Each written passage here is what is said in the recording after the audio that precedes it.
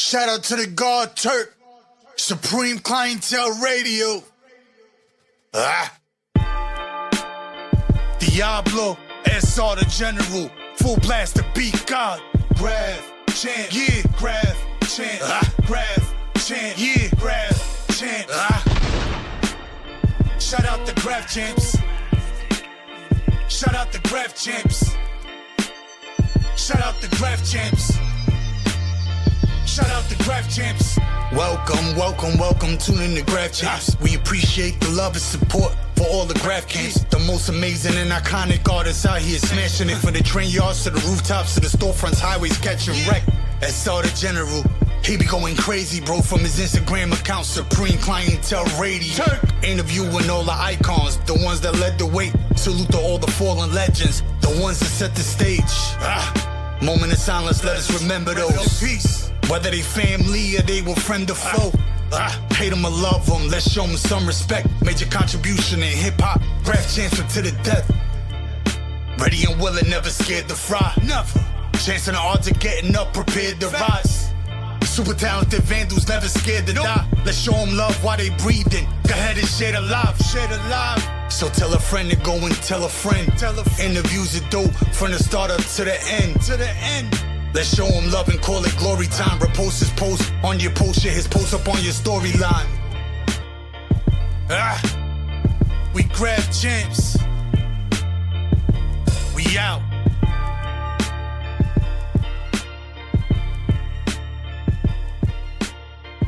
Yo, I just want to thank you, Wayne, for coming on Graff Champs. You don't know how like the culture perceives you because you are who you are. So I'm gonna let you know, you're a fucking NYC legend. We love to claim you. We support everything you do. Everything your hands touch, it turns into dopeness. And you've been doing it for decades, and we recognize that, and we salute you, my brother. Well, thank you so much. It's it's a little bit more than what I expect. I think like everybody, man, we just out here, doing our part, which makes it which makes it what it is today. You know what I mean? The culture just gets bigger. So, I mean, I'm loving it. It's been over 4 decades. No one expected it to be where it is now, and because of Instagram and the internet. And we everybody's going global, so it's important for us to tell our story. Everybody tell their story for their contribution within the culture. You know what I'm saying? So that's why we're here. Only you could drop the gems that you could drop because you are you. So we want to know from the beginning, what even got you? How did you even get into graffiti? Well, I mean, I think there was an interview with me in a magazine, I think about maybe about 15 years ago or something like that, right? And, but I always tell the same story, basically. So sometimes I feel people know it. But basically what happened is, my family background is from the Caribbean.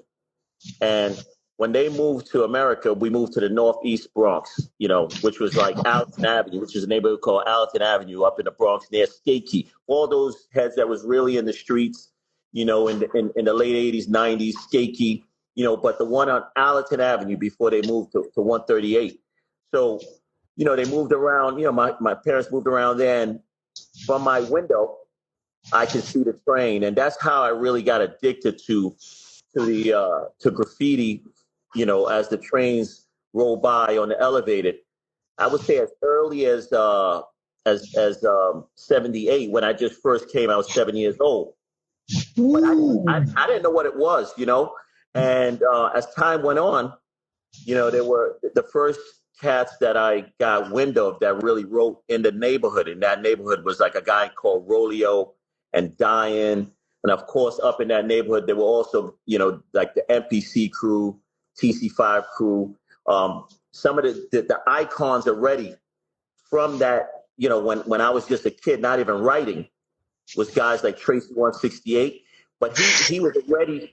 It's crazy because we didn't ever really see his like, you've seen his walls, but his subways and everything he already did probably 10 years before that. So guys like him was already a legend. Obviously Blade and Comet and so fast forward a little bit, in 1983, me and some heads around the way, we started writing, you know what I'm saying? Just taking tags, around the neighborhood and all that. My big bro, Dero, he moved around the neighborhood, you know what I'm saying? And for some reason, through this other cat that used to write Dim, he's a local guy up in the Bronx. They lived in the same building, and I connected with Dero early, and Dero kind of schooled me to like, how, what it was, as far as like who was who, because you saw the names and you were a fan of the game, but you didn't really know who was who. And Dero was already an accomplished writer. I would say even back then he was doing pieces with Dez and Duster, and Dez, rest in peace. Sorry. No, I said rest in peace, Dez. Yeah, rest in peace, K. Slade. Right. So, it's funny because Dero, when he moved around the way, he invited me to his house, side story, but he invited me up to the crib. He said, yeah, come by the crib. I got some black books, So a lot of people don't know that Dero, he used to DJ as well as collect sneakers in the early days. Yes. Anybody that knows him knew that. But so I went to the crib, and from downstairs, you heard him playing the music and he was scratching. And so I'm like trying to holler at him. And basically what he does is he turns off the music and everything, and he just kind of ghosted me that first time, and I was like, and then I saw him again and he was like, nah, man, come up to the crib.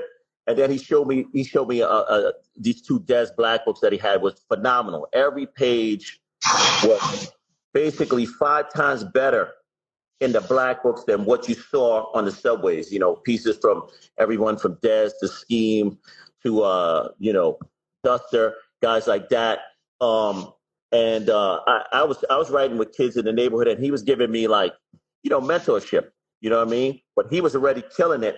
But I didn't really start painting till I painted with some local guys around my way, which was like my boy Sabar, who wrote like Burn 101 at the time, and these other guys called Minim and Mick and all these guys around the way. But the first person that took me to write on the subway train was Michelob. I met Michelob. All right. So wait, hold on. Because you said when you first started, you lived right across from the train, so you were seeing the train, right? Yeah. Was it was like maybe instant? You could see the train, the elevated train from like 3 blocks away. So it's a block called Bronx Park East. But if you now there's buildings in front of that building that I lived in on the 5th floor, and basically you could see the train, and that's how I got addicted to graffiti. That's how I was just a fan looking at the train, but didn't really understand it. Was it instant, like the first time you seen it, and you just got hooked when you seen the trains, or you had to see it a few times and then wonder? Because in my instance, that's how it was. I used to be on the trains with my mom, and I used to be like, how the fuck did they write all over this fucking train like this? Like, that's crazy and shit. And like was it instant when you seen the graffiti? Like, oh shit, instant? I would say, I mean, hey, listen, I was 7 years old, so for me to remember exactly how I saw it was that there was graffiti everywhere. If you stepped out your building, there was graffiti, and a lot of it looked at the same to everybody. But when you started, like when I went to my elementary school, PS 96, it was fully pieced up by like I said, this guy, Diane, Rolio. There was some other local guys around there called Cease and Stash that had pieces on the wall.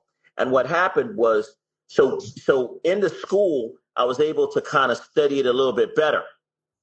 And I remember as early as 4th grade, there was a kid in my class, and he was like, oh yeah, my brother he writes with that guy Diane. His brother wrote Root, R-U-T-E. Like I said, if you're from that neighborhood, you might know these names, but for most of everybody today, we going back, 45 years or something. So and like these guys was kind of local. Now the guy Diane and Rolio, if you look at Subway Art, they came out in Subway Art. They had a piece in Subway Art, photo by Martha Cooper. So people could trace that back for all those that are not from the Bronx or wasn't out there in that period of time. Because one of the things about graffiti that I've realized about all these decades is we are fans of writers that we see in real time. People are like, real time? What do you mean real time? Okay, like if one of my heroes is here, maybe Blade, and he's talking about guys from the 70s when he was a kid, I'm like, who the fuck is that, right? So for me, some of these names are real time, okay? And everything after, 83 is real time for me. If I saw it up, it's real time. Like, so in the early 80s, guys that I saw up was let's just say that still had a lot of pieces on the trains, was like Min, Blade. My favorite throw-up guy from back in those days is OE. OE was incredible. Okay. Ooh. Min was also very, very prolific. Everywhere you went, you saw Min. On the insides of the train, you would see, seeing TC5. He had a lot of insides. Okay. So those are some of the names from that era. Then when I started painting, there was a lot of guys that was bombing. There was a guy that was his first name, he was bombing my boy Repper. He was actually writing Repper. It was Repper, Minim, and this guy Stir. Now Stir is pure today. Okay, that was another guy that he didn't live too far from where Alton Avenue was, and he'd be in the neighborhood. And I remember seeing Rodeo do a piece first as early as 82, like because what people have to realize is back then you didn't see people paint on the street. Mostly what you would see is if you were on the train with your mom, you might see someone do a motion tag while you're on the train's crowded or whatever. Someone pull out a pilot and do a tag. But anything as far as the bombing that you saw on the train or the pieces or whatever, you didn't see anybody do that. So unless you had an older brother or cousin or something, you didn't know how it was done because it was all done illegally at night. And this is what we have to explain to people that just started writing. Now, there's a lot of prolific writers in the room, 80s and 90s. Those guys know because they paint at night. But most people that are on the gram today, they see people painting in the daytime. You can walk, in Bushwick, see someone painting. That didn't happen. So you might see guys tagging. So we got into bombing, around the neighborhood. That was the first thing. And then we started taking the train to, because my stop was Allerton Avenue. So we would take the train to 241st, like a bunch of us or whatever, maybe 6 of us. And when people got off that last stop, we rode it back. We would bomb the insides. It was called motioning. So we did that. That's how I got my start, as well as painting in the neighborhoods. But the first outside bombing I did proper, I was taken to Baychester Layup by Michelob COD. Yeah, first, I'm so glad that you said OE because it's a stigma that a lot of people say, oh, well, OE never was in the Bronx or this or that. But, he's legendary to me. Did you ever see OE shit in the Bronx? Yeah, I mean, I back then I traveled to all boroughs. So what made him stood out, I think, from a lot of people was, I don't know what tan he was using, but it always was a perfect throw up, like he did it a million times. And at first, for a long time, for years, I thought it was actually OS.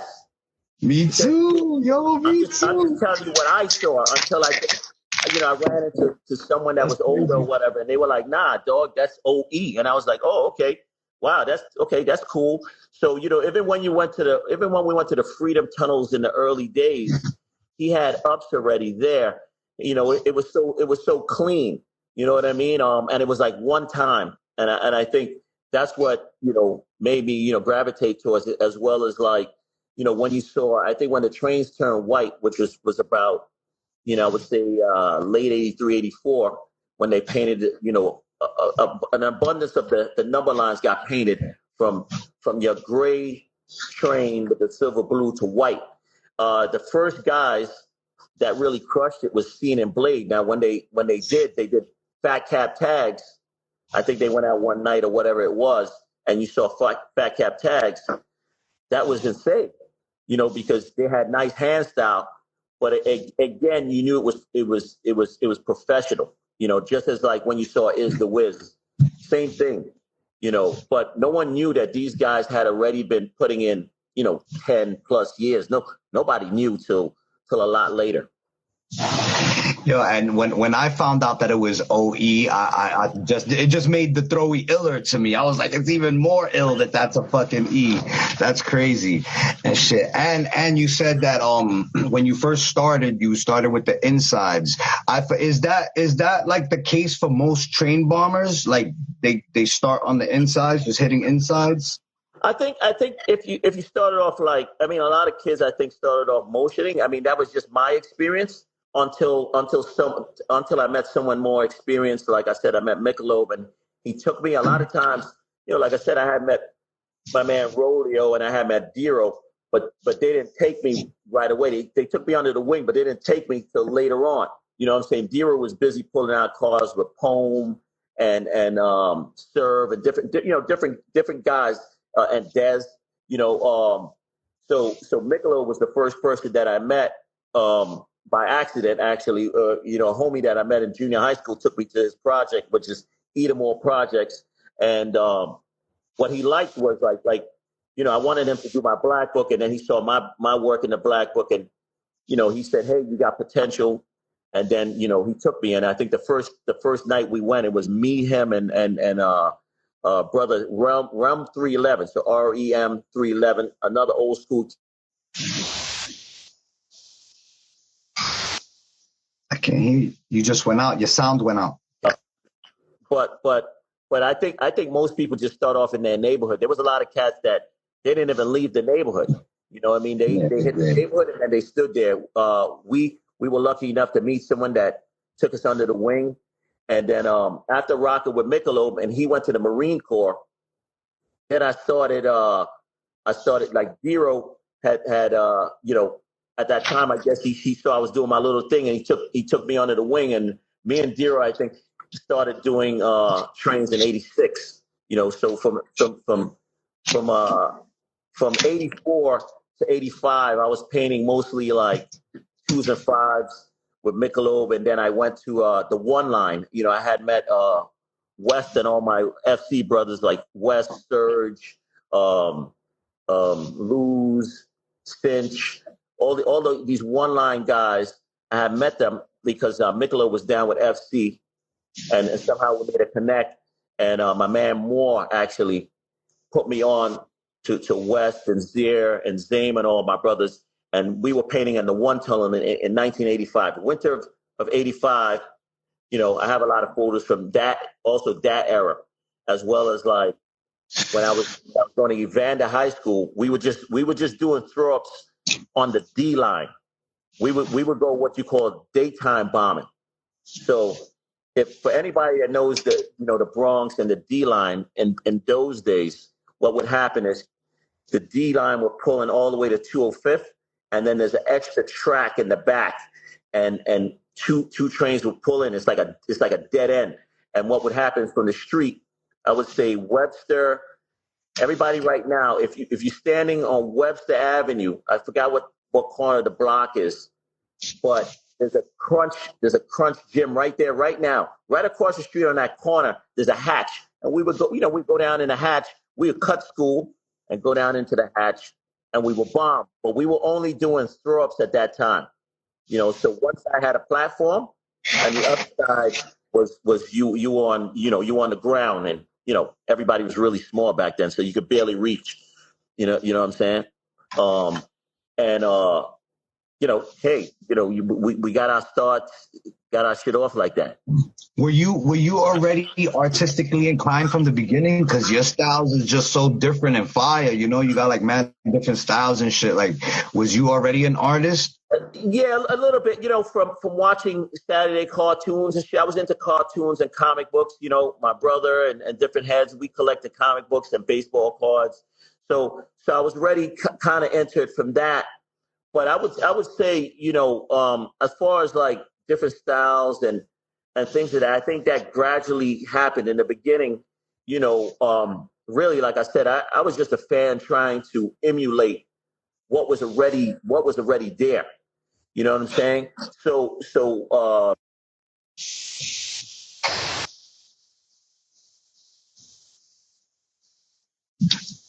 Your sound went out again. I can't hear you. You can hear me though?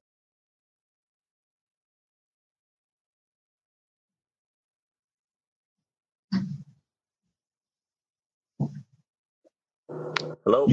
Yeah, you can hear me. I can hear you now. Okay, so something came on the screen. I don't know what it was. Interrupted. My bad. No, so just to be clear, because there's been it's been such a long journey. You know what I'm saying? So, but as far as the styles transitioning, in the beginning, I was really, like I said, trying to emulate styles that was already established by guys that I had met. They were kind of mentoring me. Guys like Dero, TFA, guys like my man Michelob. And Michelob would kind of school me on characters, but I had an inkling already about how to draw. But what really did it was, what I really liked was going out and painting. Once I got a taste of painting from going that first time to Baychester. It was like an all-time high. Once you saw your name run on the train, I mean, my shit was whack. Like like I told people, I say, hey, listen, the first time I went to Baychester, if anybody went to Baychester, even to this day, if you go to Baychester layup where they park the trains, and they still park it there sometimes, because I live in the area, like you go up on one side, you would have to stand on the third. There's two third rails where you could stand on, kind of like that Dandy photo, right? Because the ground is so steep. So even just to reach the bottom of the window for a panel was hard. So, flashback to 84, and we're painting, and it's also pitch black there. It's not like there's no lights. Okay, so no lights, and then you hear the sounds of the train, and hey, listen, it's your first time, you're scared. A lot of motherfuckers try to say, hey, they try to elaborate on stories, but the reality of it was, you heard a lot of horror stories of cats getting robbed, cops doing shit, and you're trying to create. So that was really hard. But the next day when you saw your shit run, even though it was whack, you were high on your own shit. You know what I'm saying? So because you can't believe that, you've been watching trains and fanning out on people you look up to, but now you're seeing your shit, you're like, oh shit. And after 3 or 4 pieces, wait, hold on, wait, because I want to still elaborate on the first one, because that shit is classic. So look, you said before, like, you didn't know how it was done until, you seen it, all right? So that's how I was a little kid, I wanted to ride on trains, but I didn't know how. Then I seen Beach Street, and they walked in the tunnel when the train was parked, and I was like, oh shit, like that's how they do it. But by the time I got old enough, the train's already been gone. You know what I'm saying? So I never got to feel that feeling of waiting in the street and your shit passing by, nigga. Oh my God, bro. I would have loved to do that shit. You know what I mean? Yeah. I mean, also too, I mean, most writers, and that's why a lot of people from, I would say, my generation to older generations, a lot of the older guys, that's why they don't have photos. I mean, I actually started taking photos before I was actually immersed into it, because from watching it from the window, I'd be like, I was hoping the train would, because you only get a second for it to go by, right? So you don't really see much, right? So I remember, one day my brother said, hey man, just because I said, oh man, I wish it would stop. He said, just go take pictures of it. So I went to the station, and when my mom 110 camera, for everybody that it's a bullshit camera, you go to the station, you barely know how to put in the film, you're taking pictures. And that's when I also started meeting, there were other people taking pictures. Like I met my man Key One on the station. I saw guys like Pove GU, for those that know Pove is a guy that's been bombing for years. He's still around, but at that time he was super prolific. He was Pove. He was down with NPC. He wrote with this girl called Janet, and also His crew, I believe, at that time was Graffiti Unlimited.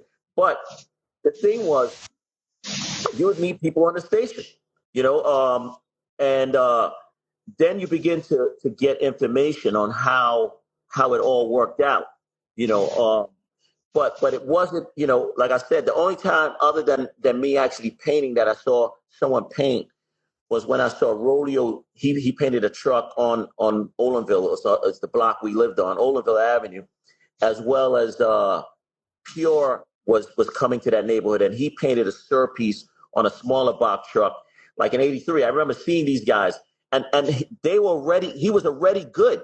Like if people know Pure's work, Pure TFP, he was already good, but he was writing Sir. Okay, and just for those that if you come into those photos. So now we gotta double back, because I gotta know what Wayne was the first tag you wrote. How did you get the tag Wayne?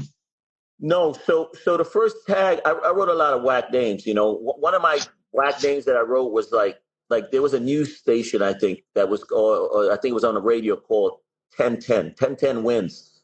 For who I wrote that for a minute, and then I used to watch. So this is how ironic the world is, right? So I was, I used to see Men Up a lot. Like Men did pieces, but he also bombed a lot Men Throw-Ups, as well as NE, because his real name is Wayne. Now I didn't know that till later, right? Okay, so I'm watching Gilligan's Island. I don't know for all those, way back. So some of these cats are like, what the fuck is he talking about? Gilligan's Island was the TV show where they were lost on the island. Now the boat was called the Minnow, the SS Minnow. Now I was looking for a name, and I thought, oh, SS Minnow, oh, that shit is cool. But really, I didn't realize in the subconscious that I liked men so much that I might have been biting. Now, back then, you couldn't even write a name that was close to another person. Now, how I found that out was I was in this pizza shop, not too far from the crib, hanging out, playing video games, and I saw Blade. Someone said, "Oh shit, yo, that's Blade." Right now, Blade is basically, and I only know this now, 11 years older than me, right? He was a grown man, okay? And I think I was maybe 13 or 14, but someone said, oh yeah, Blade, that's Blade. Okay, so I went over to him, asked him to sign my black book. He signed my black book. He asked me what I wrote. I told him, Minnow. He said, that's too close to men. You get more respect with an original name coming out than something that's closer to someone that's a legend. But he didn't use the word legend. He just said somebody that's up, that's a king. You know what I mean? And that's, I walked away, and I I'm kind of, I'm like, what? That was bothering me, right? So I go to the crib, and I'm telling my brother the story. He's a little older. And he's like, yo, just go to the dictionary, man, and maybe you could find a name. So, I found Wayne in the dictionary. What? It's actually spelled two different ways, WANE or WAIN. And I was like, oh shit, that's dope, because I was terrible at Y's anyway, and it was one letter less, and I really wanted to get a 3-letter name. So I just started, because one thing that Blade also said that stuck. He said, hey, I don't know how true this is, but he said, hey, you're allowed to write your own birth given name, even if someone is already writing it. That's what he said. Okay. So I said, okay, but I knew someone already had it writing Wayne. So I was like, all right, let me, take out the Y. And then shortly after that, I came up with him. I liked the whole idea of 3-letter name because of men. And also at that time, when I started doing him, I think just somewhere in '84, I really loved bio pieces, because bio, he puts that I in there. He sneaks that I into the B and the O. Like he get funky with the B and the O, and he stuck that I in there. And I said, damn, a 3-letter name would be dope. So I came out with him. But I later, like in '86, I added the S on, because cats used to come to the bench where we benched, and they were like, hey, Hims. And I was like, Hims, I like that. So I started adding the S to it. and then my boy Whip started adding the S to Whips, and then other people started, and that's how that came about. And then later on from No, which is short for knowledge, I said, hey, let me add the S onto that because I really love S's. But that's basically how it came about, just kind of organically. So what did everybody have like two different names mostly, like train riders? Because a lot of people said that. Oh yeah, I had like 2 or 3 different tags. Like, was normal for everybody to have? Was it hard to get 3 different names up like that known? I mean, for me, it wasn't that. I didn't know that. Like I said, I was hanging out. I was lucky enough to be hanging out with Dero and Michelob and these guys like Poem, right? And the thing about Dero and Poem was when they would sit down to do outlines, they would do a lot of their own names, but then they would do other names. But some of the other names they were doing was because people were giving them paint to paint on the train. Like Dero would be like, hey man, go to the train station, man. This cat's gonna meet you. He's gonna give you 20 cans. Come back to the crib, right? So I go to the train station, some dude will come, he give me 20 cans. There's no cell phone or nothing. He's like, yo, dude would get to the train station and call him from the payphone. Yo, I'm at the stop. I'm at the turnstile. He's like, all right, yo, this guy Wayne's gonna come meet you. And he give me the cans. I go back to Dero's house. And when we go and painting that night, Dero might do two or 3 pieces. He'll do, a fat piece, and then he'll do another, what we call a semi type piece. But he would do pieces for other people. He was so nice at that time. Like guys like him and Poem was so prolific that people would give them paint to do pieces. Because if we showed you the photos, you'd be like, oh shit, I see it. It's the same style, but it's a different name. They did write different names, but what I realized from that is you can get better. It was hard to get better doing one name all the time, because back then a lot of the older guys, they were like, hey, you can't run that outline. You need to do a different outline every time you go painting. They're like throw-ups or repetitive. Pieces are original. You have to come up with an original piece every time you go. And I was like, oh, so so for me that was okay. Well, if I do a different name, I'll have a little bit of flexibility of with style. Trying to develop the style with the name. So how long did it take to go from? Because I'm assuming because you start with the basics, the tags, the insides, then you went to throw ups. So from throw-ups, how long did it take to transform from throw-ups to pieces? Like, was it like that for you? Like, I want to just do pieces now? No, when I met Michelob and Dero, guys like that, it's like, yo, we're doing pieces.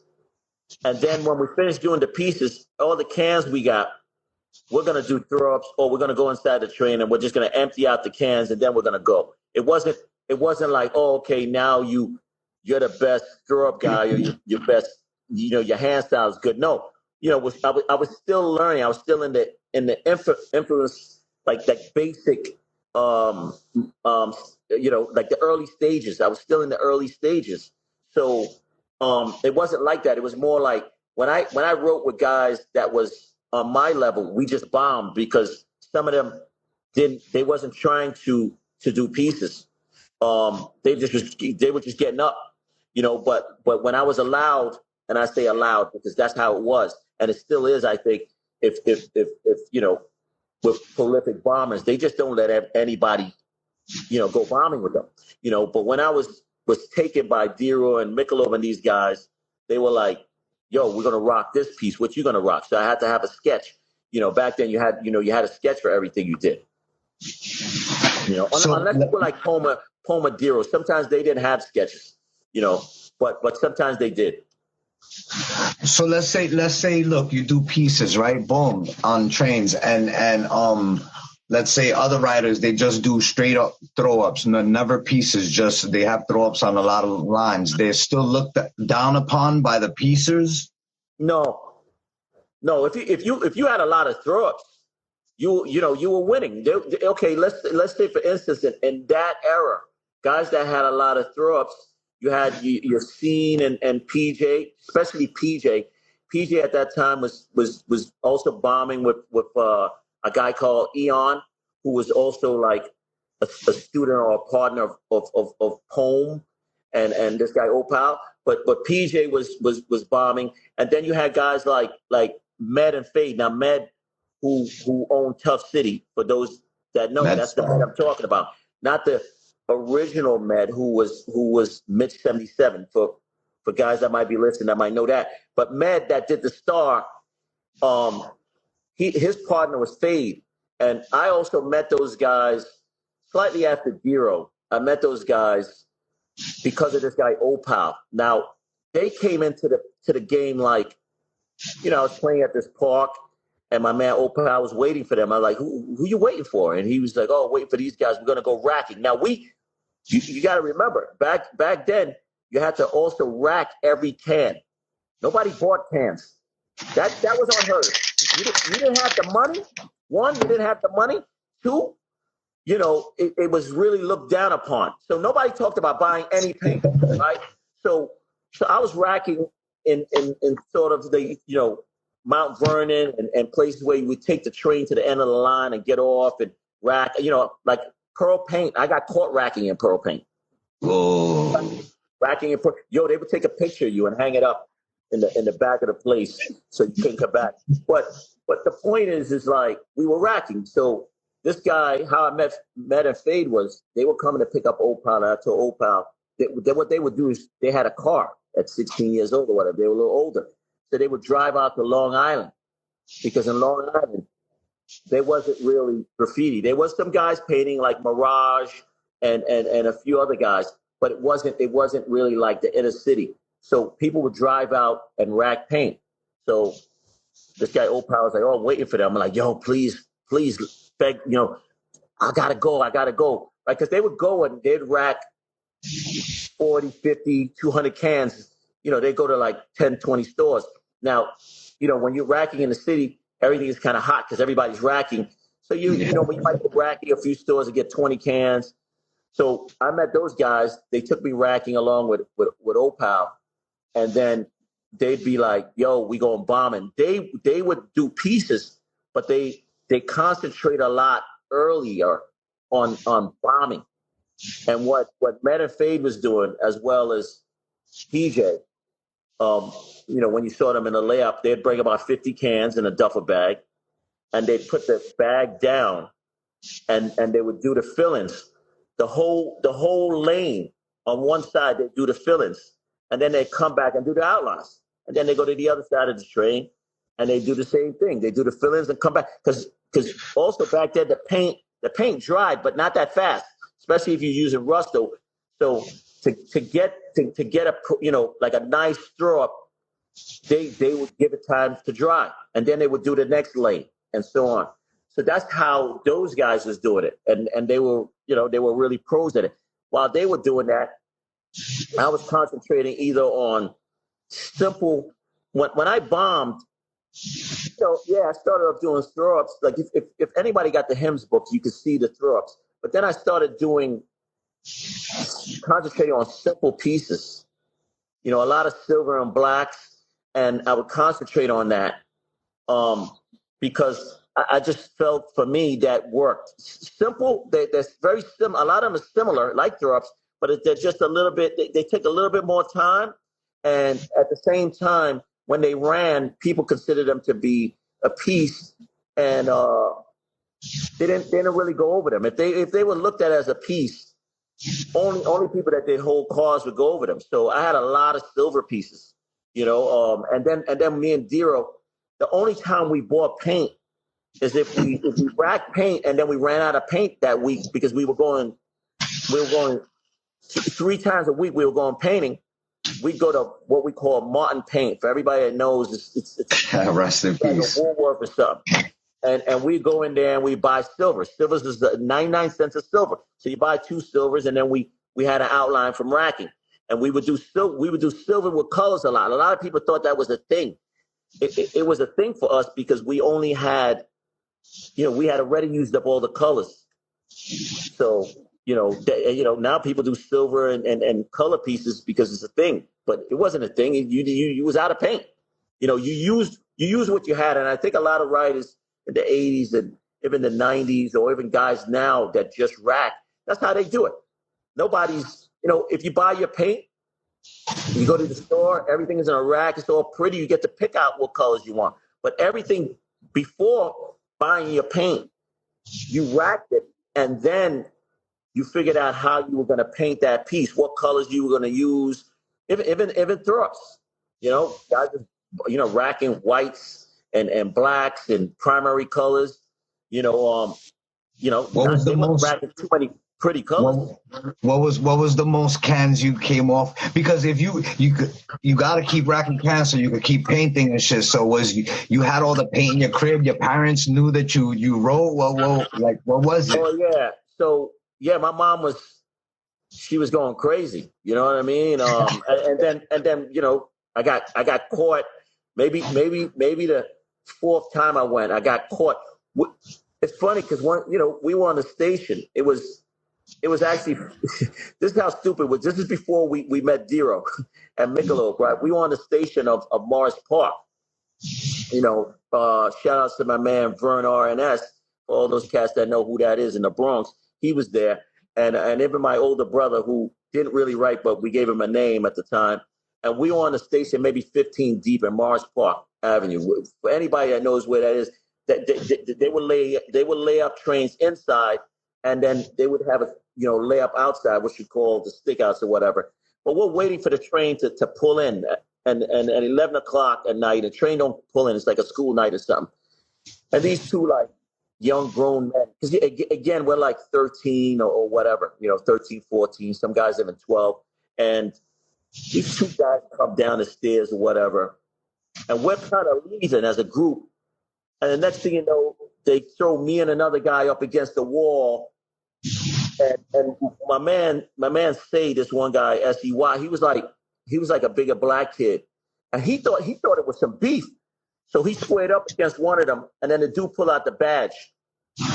And then everybody ran, right? And those motherfuckers, they handcuffed us, and they put us, if the maintenance guys from the train station, they got these rooms. They had the key. They had what you call a master lock. The key to the master lock. They opened that and they threw us in there. And then I guess they went and tried to catch the other guys. They didn't catch them. Then they came back and they took us to central booking. And parents come and the rest. They're pissed off, and we got thrown out of court or whatever because we were too young, but nevertheless we got caught, and we learned from that. We learned, okay, now don't get caught. So you used to have to sneak out. You used to have to sneak out, or well, what it is, my mom was a nurse, so she'd work double shifts or whatever. For people that know what that is, she'd work 8 hours and then she'd do another 8 hours, and me and my brother be alone at night. So what I would do is just leave. I just leave with my man. My first partner was this kid Debs, and he was upstairs, and we would just bounce, and then we'd go meet up with the other heads, and then we'd go. So we, once it got dark, we started hitting layups or whatever, and then I think once I started painting with Michelob, yeah, we would go around 9 or whatever. But once I started painting with Dero, we do it really, really professional. We go real late, like sometimes 1 o'clock. The spots we were going with him. We had an elevator spot on 233rd that Key put us onto, that we're pulling at 1 in the morning. So we'd be waiting on the station. It should have pulled in. They'd crank up the train or whatever. We'd see the conductor leave, and then we'd go down on the tracks. And this is like elevator tracks. So this is on the 2 and 5 train, basically from 225th all the way to 233rd, or even sometimes a 238. For those that know, because even to this day, some of those layups still lay up. Sometimes I ride. You ride around, you can see the layups, because the MTA has a scheduling that goes way back according to weather, and like you saw that big snowstorm. All the trains are in the tunnel. they keep some of the schedules are still the same from way back, and obviously most of the time when it's like that, because they're not like designated spots that are, like Utica and certain layups are designated, like certain yards are doesn't change. But these spots wasn't there all the time. So those was better spots because we spent hours painting, And if it rained, we'd go inside and we do insides. That's how we did it back then. Do you have a favorite, like a spot that you hit or a favorite train that you was like, yeah, I did this, boom, like that one that was the craziest to you? No, I mean, I have a few cars. I mean, like when I started going to the B line with guys like Ghost, and Ven and Reese and all these guys, we hit a layup called 57, which most people say that was founded by 357 crew, but somehow I think Ven and maybe Cento might have found it. I think really Ven. And what it was like, it was under Central Park. Other guys that was going there was also like Revs and Cost. But it basically, like, you would go near the park and there was a hatch. And you go in, you go 5 stories down. And then they would lay the trains up. And that tunnel was being built at that time. That's where I believe the N train runs through it now. But we were pulling a lot of trains out there. Like we pulled out a whole train there. But you could go down there. It was like a party. If you knew heads, you go down there. I pulled out some of my dope cars there. I feel like there's a whole train I did that said Colors in 1988. Not from the song Ice Tea, just because I'm using colors, but it was at the same time, so people think it's for that. And then also there was a car I did there with it was basically I believe it was a Dero Whips and No, and that was one of my favorite cars of all time. Also another favorite car I had was on the 2s and 5, which was a no cent. Before Cento wrote with an O on, he wrote cent. So it was a no cent car we did, where again, you're spending hours. We even buffed the train. There was the trains were so bombed. Cent was like, oh, we took a gallon of paint up there and buffed the bottom of the train white, and then we pieced on top of it. That's crazy. You said that you have a lot of pictures. You still have a lot of pictures. Oh yeah. I've been able to keep most of my archives. I mean, the thing about it is a lot of it's not organized, because when we were doing it, it was just like throw it in shoe boxes. But every once in a while, I look through.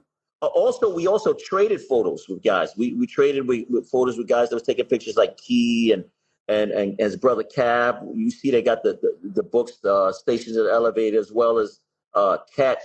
We would trade with Cat. Cat came into the game later. We would trade with Ghost, and we'd also trade with Ven. People were taking pictures in different parts of the city, and so back then we would all meet on Canal Street or whatever for that particular era. But yeah, like I said in the beginning, for me, I was just a fan of the game, and then I started painting and got really addicted. It's the only thing I've ever been addicted to in my life. As you can see, like, I'm at my studio, and you can see the cans behind me. Everything except for the European cans is cans that I racked back in the days, not bought online. I racked it, So I have like old Krylons and Rustos, and we got into that because PJ was one of PJ and Lee from the Fabulous Five. They was into collecting these cans, and we got into some of these cans was already vintage back in the day. So I started collecting, and then eventually, when I came up, and when I got my studio, I displayed them on the shelf my man built for me. But But the point is, some of these cans, they worth, $100, $200, whatever. I mean, it's not about that for me. For me, it's about remembering the adventure of racking, and also how important racking was to the culture, as well as every facet of the culture. Hand styles is very important. Throw ups is very important. Simple styles is very important. The whole culture or lifestyle of what it is today is all built on a tag. So, some people don't know that. They don't know that like style writing is built on a tag. Even in the early days, from the pioneer guys like Super Cool 223, he did a fat cap tag with a fat cap, and then he wrote around it and he called it a masterpiece. But again, it was a tag. So I always try to convey a little bit of that. Some people are like, fuck, some people don't really care about all that. But I'm the type of person that actually cares about history, as well as even what's going on now in the streets and what people are doing now. I feel it's all important. It's all part of the puzzle. What about COD? How did COD come about? That's your crew, COD, right? So COD was Michelob's crew, and when he went to the military, and I think he went to the military, I believe he went to the Marine Corps in the end of '84. He went, and then when he came back, like he would get on leave every once in a while. He'd come back, and then he started seeing how prolific I was. I kept going, and he was like, "Yo, that's you, man," and then I started putting down guys like WANE and Whips, and my man Bell, rest in peace. And there was another brother, Skeen, who's right, Skeen, and just a lot of other guys, that's basically how it was handed down. But it was his crew, and it's originally from Edomall Projects. And he had different guys down. He got a guy that wrote Shaz down with the crew in the early days, and this guy Baser, this guy Baser lived and some of this stuff they have photos online, like guys that have the very best of the '80s. If you look at his feed, sometimes you see these photos and you see pictures of these guys, but basically started off in the projects, and then he expanded a little bit. He had a guy that wrote Deco, who was who was from Webster Projects, as well as this other guy that wrote Sneed, COD, and then there was Rem 311, and then there was also another guy who was really prolific. This guy LM4, rest in peace. Who was from Yonkers. So that's just some of the history. Not to go too deep. You mentioned so many crazy names. PJ, he was like a beast. PJ, I love Medstar too, and the way he used to do his star and everything. So he was talking about throwies. What about when the train era started ending and stuff? How did you feel about that? Like was you still active at that point? When the train era started ending, I think for us, basically what happened was, for me, we never really stopped. In '89, we were kind of slowing down because they kept, from '85 to '89, they kept pushing us from line to line. The first line that they cleaned was the 4 line. For those that remember, they cleaned the 4 line. Then they went to the 6 line. Meaning cleaning it by putting silver trains. These silver trains that I think not the ones they have now, but there was another model that they had, which looked a lot more modern compared to those old trains. And they went on the 4 line first, and then they went on the 6 line. Then they came to the 1 line. And people are like, what do you mean? How they clean it? How do they push you guys to the line? What they did was they would start laying up these clean trains, and then they would put police on them. They would put vandal squad or police watching them. And then certain people would get caught. And then when people got caught, they go, yo, it's hot. And then heads would be like, oh, all right, well, fuck it. I'm going to go to this line. You know, we started going to the one line, and then the one line got raided, you know, somewhere 85, 86, like big raids, and people got caught, you know, and then people are like, oh, shit, let's go back to the 2s and 5s. So they kept pushing people to different lines. And then towards the end, they went to the letter lines, the B line and lines like that was the lines towards the end. But because of Ven and Ghost and guys like Reese and Duel, what they did is they just started bombing those clean trains like it was like the old train. Like it didn't change for them. So Ven would rally everybody up and call everybody and get everybody hyped, and you would go. And sometimes, yeah, you would get chased. You get hardcore chased. One time we were in City Hall painting. I think they chased us through the tunnel like three train stations. Like you would come on the platform and you knew they'd be upstairs, so you'd run across the platform, back down into the tunnel, and you keep running to the next station. So they chase you in the tunnels as well as on the street. But so basically what happened is the clean chain era happened. But then certain guys like let's say TK, Jaws, Easy, and a guy like Camera, those guys started hitting the streets. What they did is they transitioned to the streets and started bombing the streets, like street bombing as we know it now, walking from block to block, right? So those guys started doing that, and people started seeing that and going, "Oh shit, that's crazy." And even back then, there was a guy he was from the Heights, if people remember him. He only walked along where the train lines came out. He wrote Little Man. He was doing it even in the 80s when trains was bombed. He wrote Little Man. He actually was like a big time hustler in Washington Heights. Towards the end, till he got kind of hurt in the end. But also another guy, a guy down with Task Crew who used to write Lace, Lase. If people remember, those guys are street bombing, as well as guys like TR Nation, guys like Flasher and Pre-Sweet, rest in peace. These guys, sometimes you still see tags from Flasher, but these guys bombed streets back then. They were painting trains, but towards that era, people were bombing streets. But really, what was profound was I would say TK, Jaws, and Easy.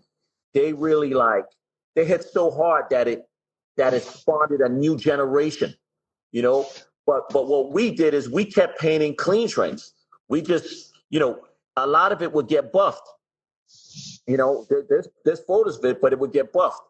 But we try to keep it alive, and there's photos of it. There's some photos out there on the internet of you see the trains, because and most of the photos are usually from the tunnels, because you took your picture and then sometimes it went to the yard. Sometimes you chased it to the yard, but most of the time, sometimes it pulled out and you didn't know where the train went, and you didn't get a photo. So for us, what that led me to start doing is a lot of rooftops. If people remember, a lot of rooftops on the 2s and 5s.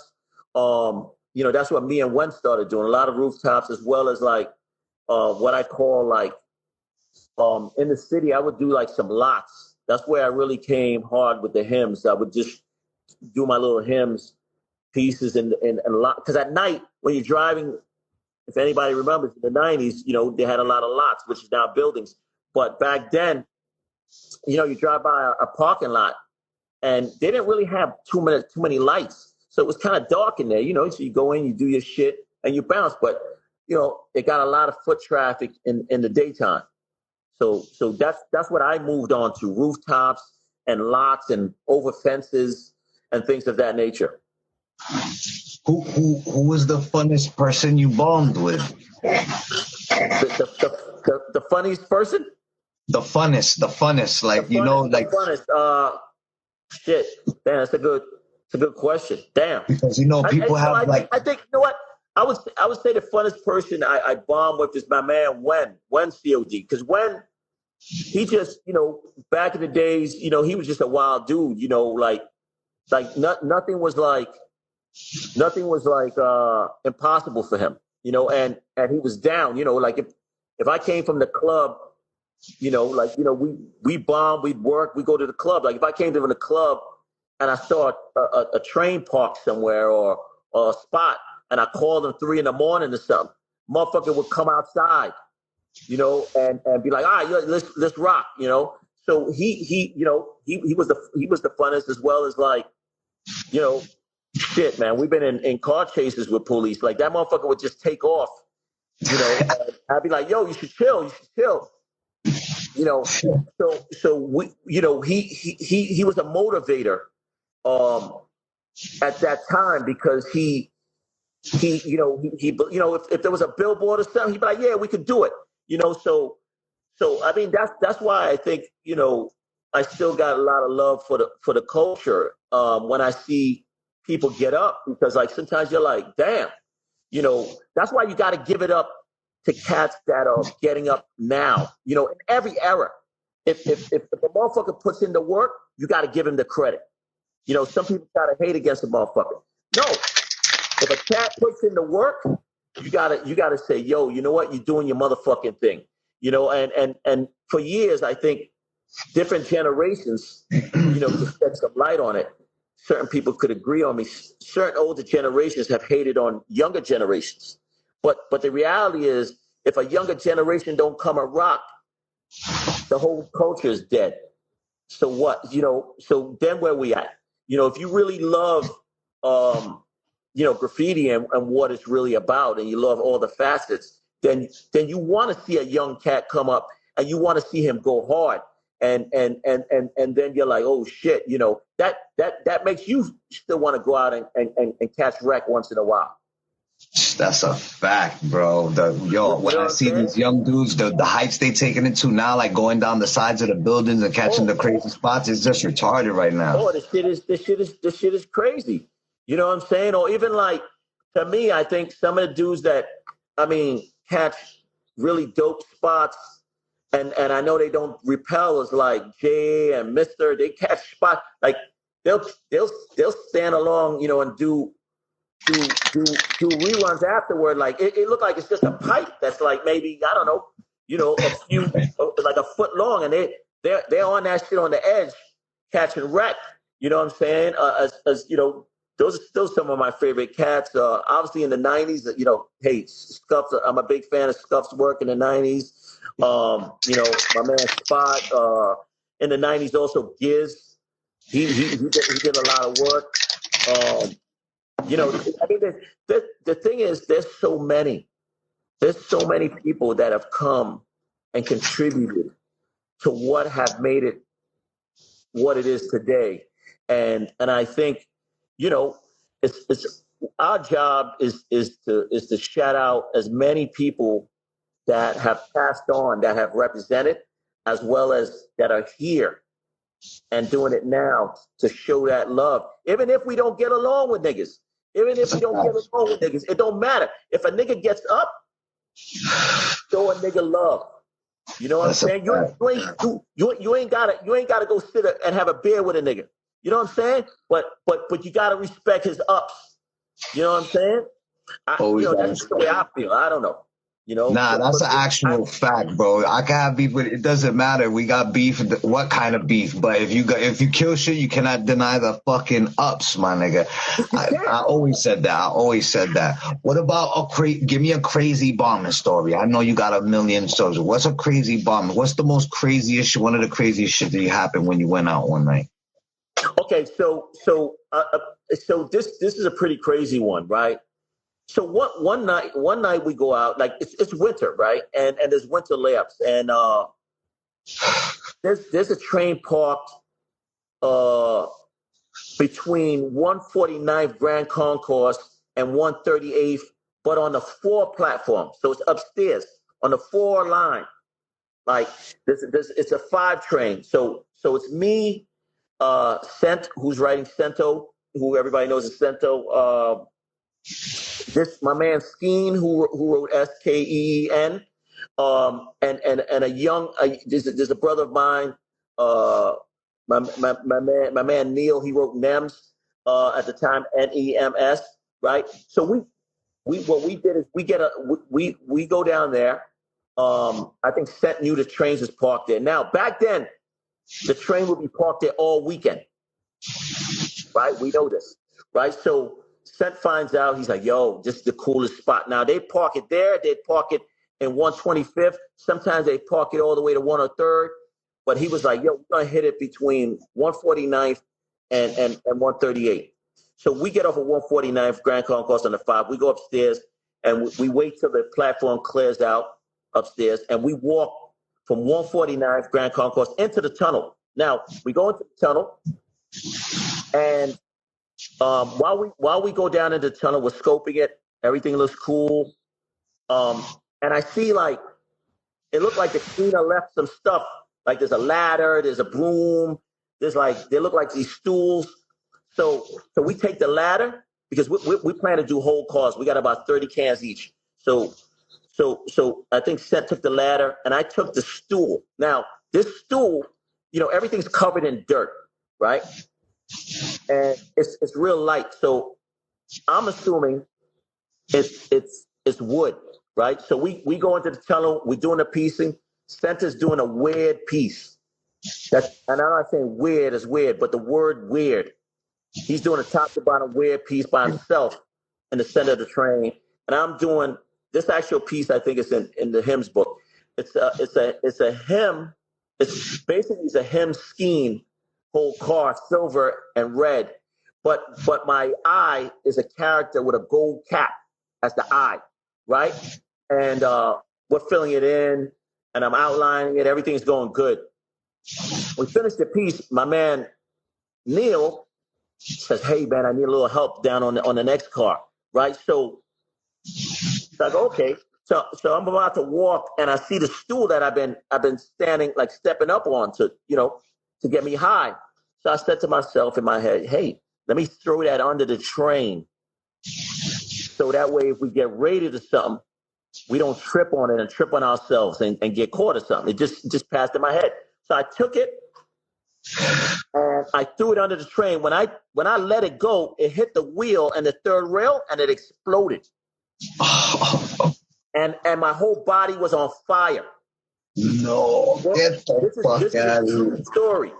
Wow. Niggas is still alive today. All these niggas, right?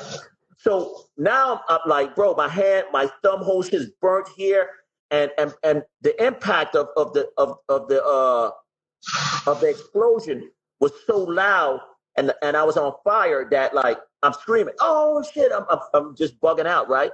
So my boy Skeen, who was like a chubby Puerto Rican cat, right? So he kind of grabs me and throws me down, and he's just like, stomping me out to get the fire out, right? So he gets the fire out. Now I'm like, okay, yo, we gotta go.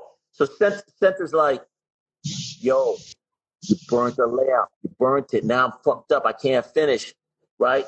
So at the same time, that stool is still wedged into the wheel, and every 10 seconds it's like boom, it's sparking, but so it's still going off.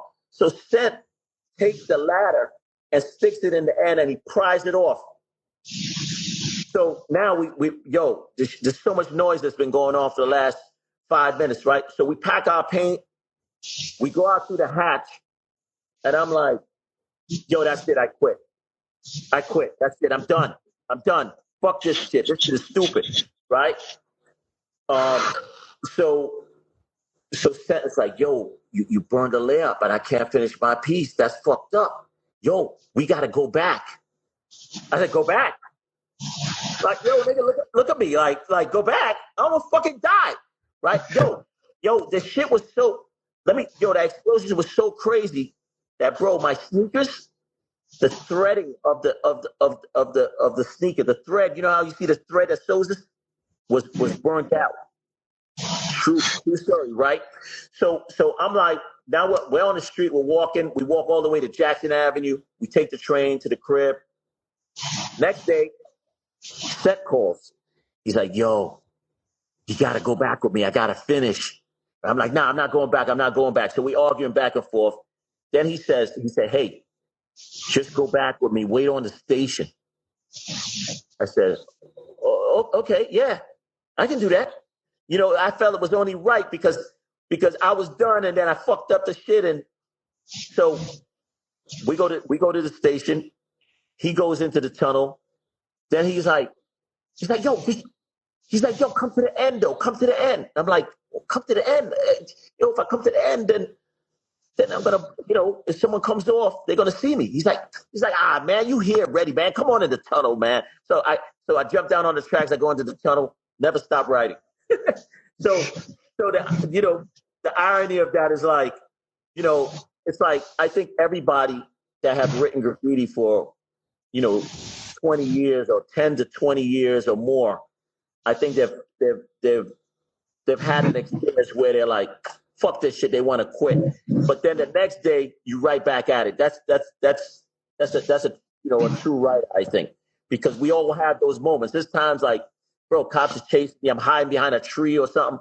You know, I'm like, what the fuck am I doing here, man? What? I could be home, you know, I could be with a bitch chilling, and I'm fucking over here running from stupid police. Like, why the fuck am I doing this shit? You know what I mean? And I think that then the next day, you know, you get your nerve back, and you're like, yo, you know what? I love this shit. And you're back at it. You know what I mean? So, but I think that's one of my craziest stories ever because, bro, you could, you know, bombing out there, you know, whether you're climbing up on roofs or fire escapes, you know, you can really lose your life out there. You know, there's a few times, man, some close calls. So, you know, everybody, man, be safe out there, man. Do your thing, but be safe out there. So that's a fact, bro. Yo, so many injuries. Yeah, I got hurt mad times. But now I want you to talk your shit, bro. What borough got the best riders, bro? Who got the best riders? Come on, man. Come on, Wade. I mean, listen. I mean, I think it changes, man. Different eras. I think it changes. I don't know. I mean, like, yo, back in the days, you know, we always thought the Bronx had the best riders. You know what I'm saying? Because, you know, especially on the 2s and 5s, we always thought, you know, that, you know what I mean? But like, yo, Brooklyn got ill riders too, you know what I mean? And I think it's just, yo, you know, it depends on it's an opinion of a personal opinion on who you are. Because there's some people that love the whole thing. There's some people that just love bombing. There's some people that just love beef. There's some people that just want to do art. That's really the truth of the matter. You know, there's you know, it is a culture. It is one thing. But in your train era, was it looked at like that? Like, is Brooklyn versus Bronx? Yeah, definitely. I mean, it definitely was because what happened was, I mean, this is how people perceived it. Like, if me and Dira went out and did a train, and then like you saw some dope trains come from Brooklyn the next day, you're like, oh shit, they must have seen our shit. They're trying to burn us. You just start getting, you know, all in your own head. So then you wanna go out and try to top it. You know what I'm saying?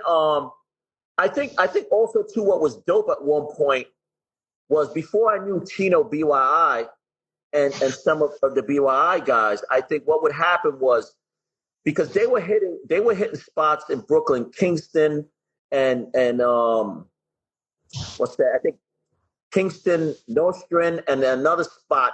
They were all daytime layups, right? So me and Diro would do you know, we hit our panel end to ends or whatever with a character, and then that shit would go to Brooklyn. It'd be a white train. And they would bomb the top of it. They would do floaters, and they would. That's why if you see some of my photos, people always go, "Oh, Ray Wick, oh Wolf, oh Chino."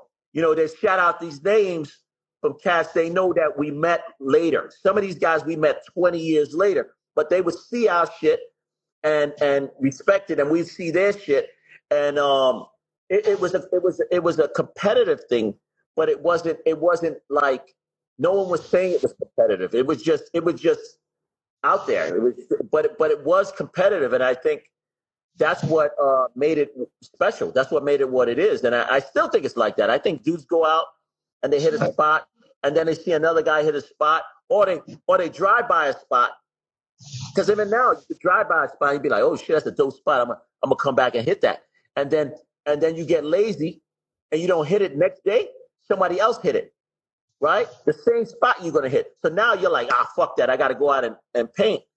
So I think it's always a competitive thing, but I don't think it's I'm never really a competitive person in the sense of like, if people say, hey, Wayne, you know, I want to battle. I'm not going to battle a person on a wall with a piece, because for me, graffiti is in the streets. It's in the streets, meaning that you put it in the street and you let the people decide who's up most or who's the dopest. But it registers only if it's in the streets. To me, if you're painting in your black book and all of that, you know, and you're a dope artist, kudos to you. But that ain't like, to me, that's not worth anything. To me, what's worth something is when I see a dude and he's up in the streets. His tag, it's like you put the seal of approval.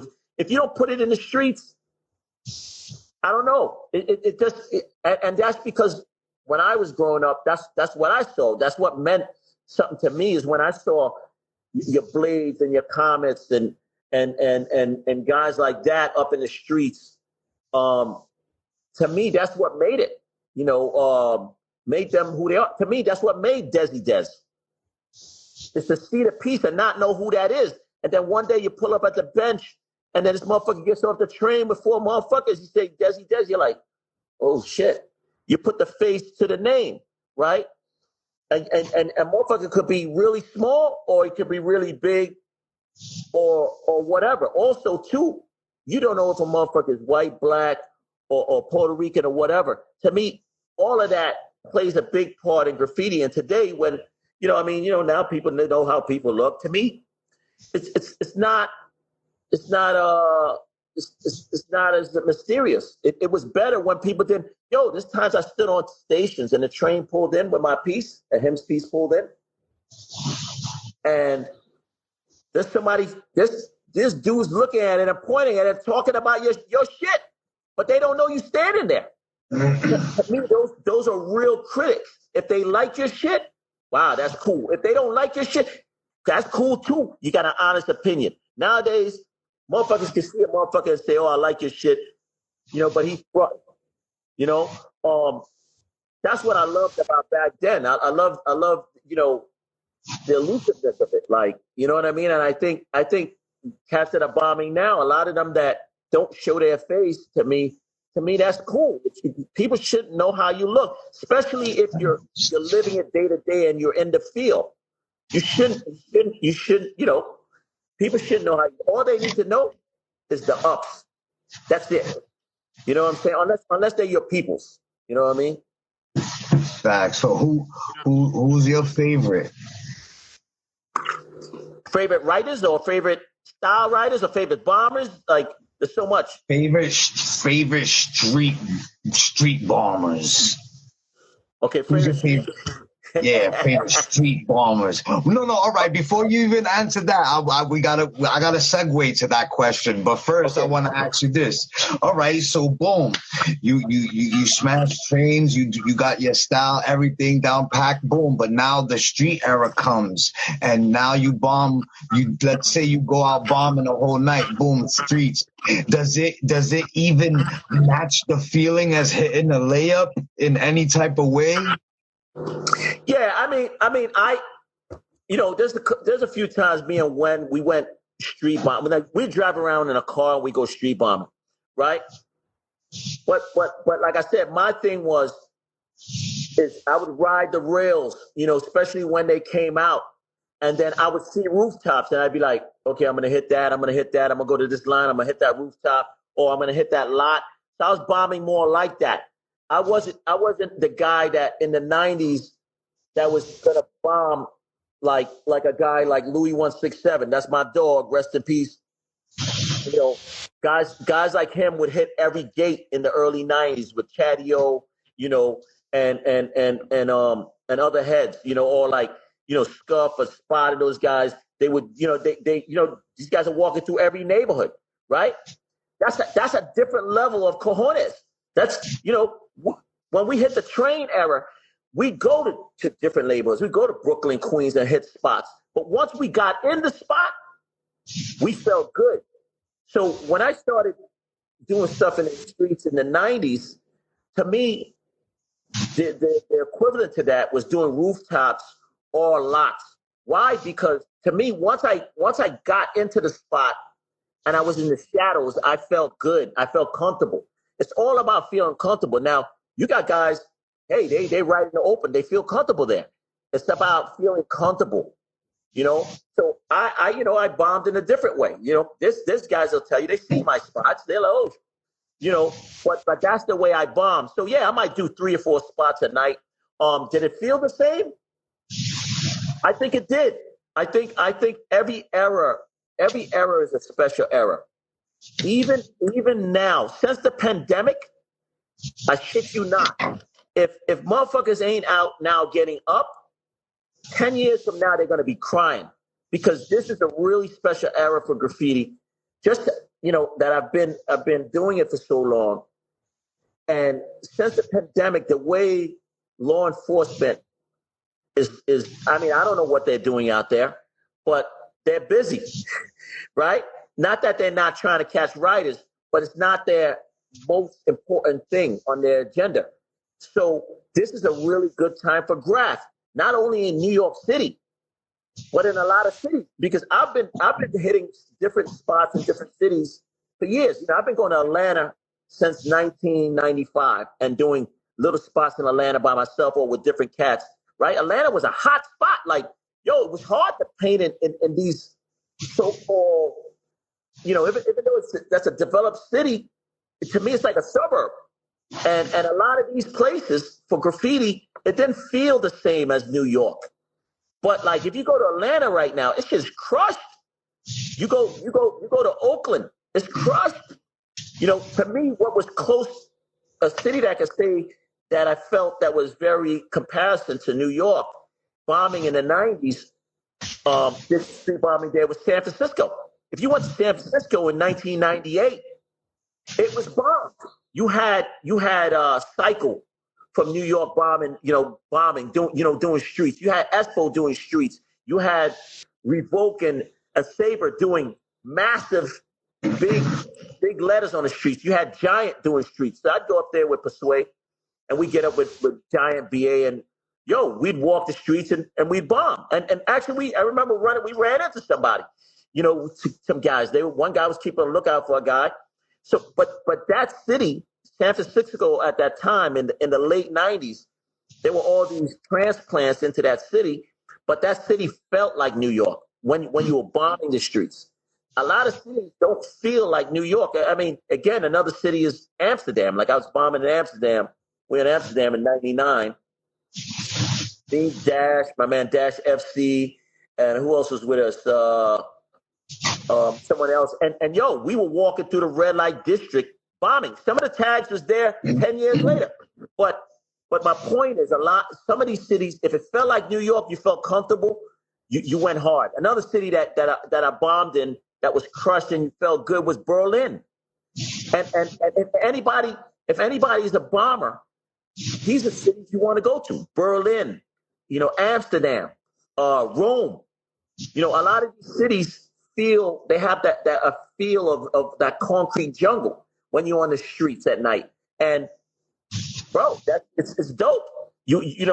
Where some cities don't feel like a city. It feels like you're in the suburbs. Nothing's wrong with that.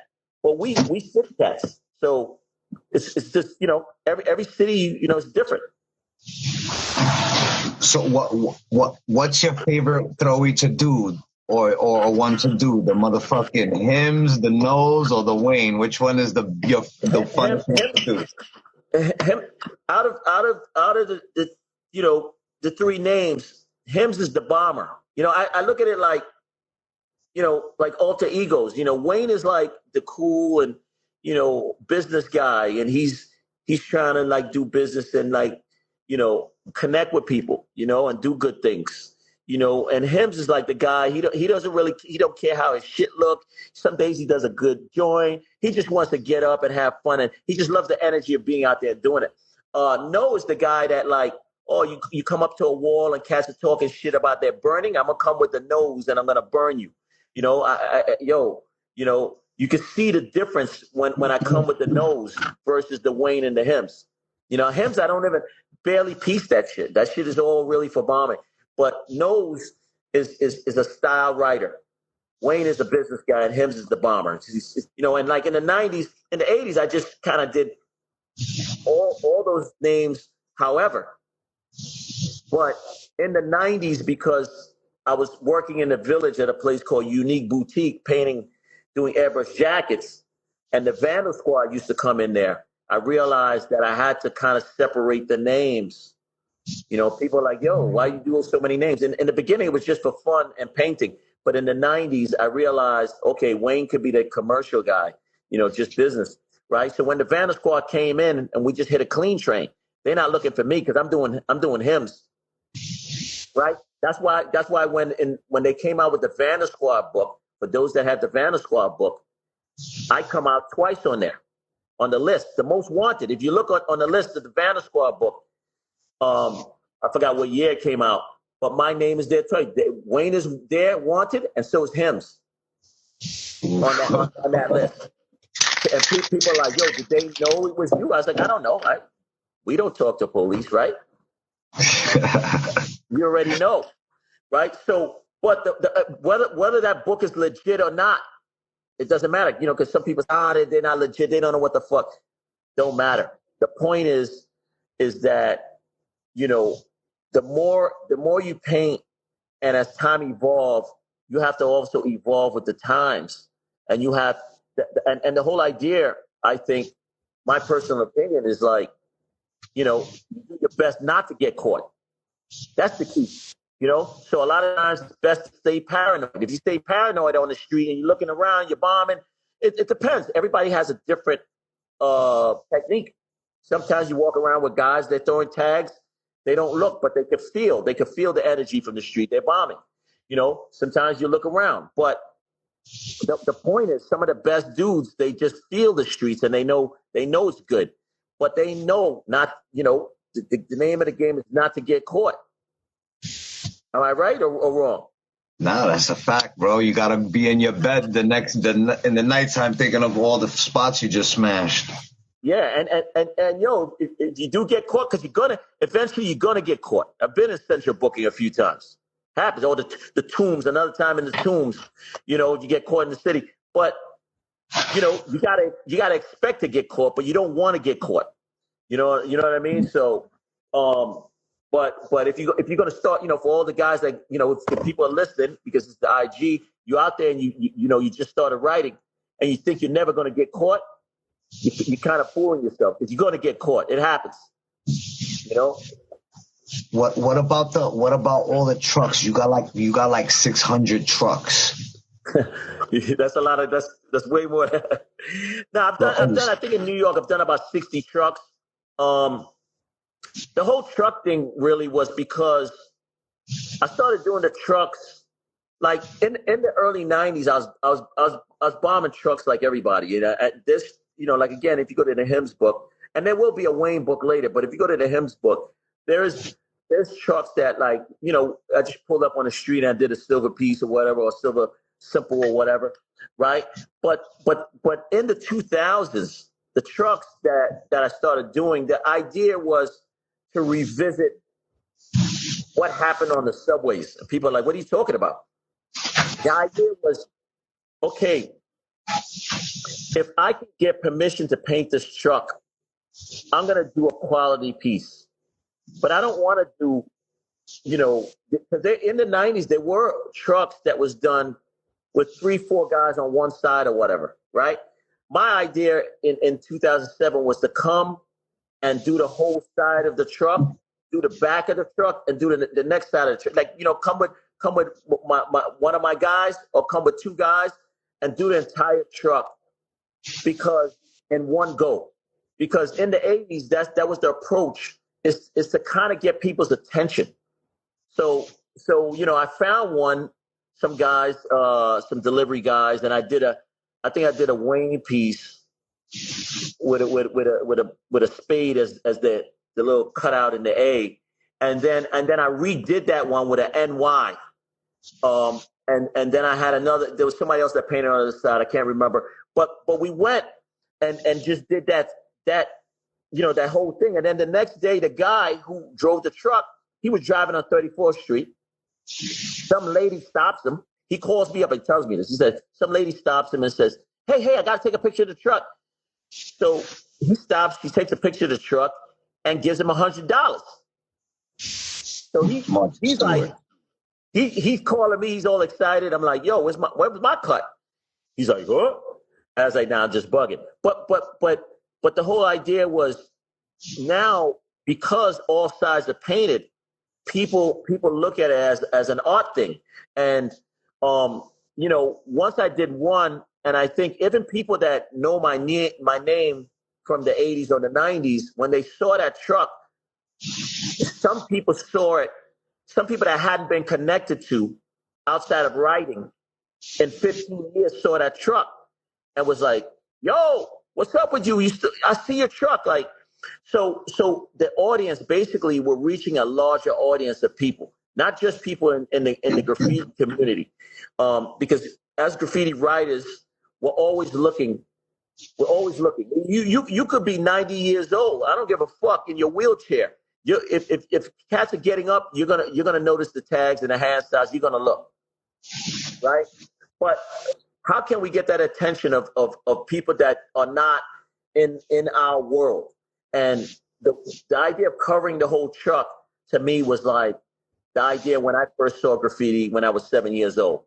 Like when I first saw the trains completely covered, like it got my attention. So I was trying to kind of create that. In a sense, I mean, you can't really recreate something that's in the past, but it inspired that. And after a while, people began to notice it, because to me in the 90s, we had to, street bombing and painting in the streets. You had to go to different boroughs. In the 80s, there's motherfuckers that painted on trains in the 80s that never left their borough, never left their neighborhood. They would just paint at that one layup or that one spot, right? Some guys went all city, but some guys stayed in their neighborhood. The trains move around, right? In the 90s, street bombers, bro, if you're up in Brooklyn, you were there, right? So the idea was like, how can I bring that feeling? How, everybody's working. I know everybody's working, everybody's hustling. And not everybody can travel to different bars. Not everybody drives. Some cats take the train. But so the trucks move around.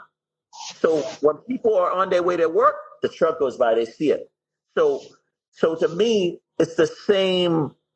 It's the same thought process as the subways. And I think that's why when you think of subways, that's why graffiti is worldwide, because it moved, right?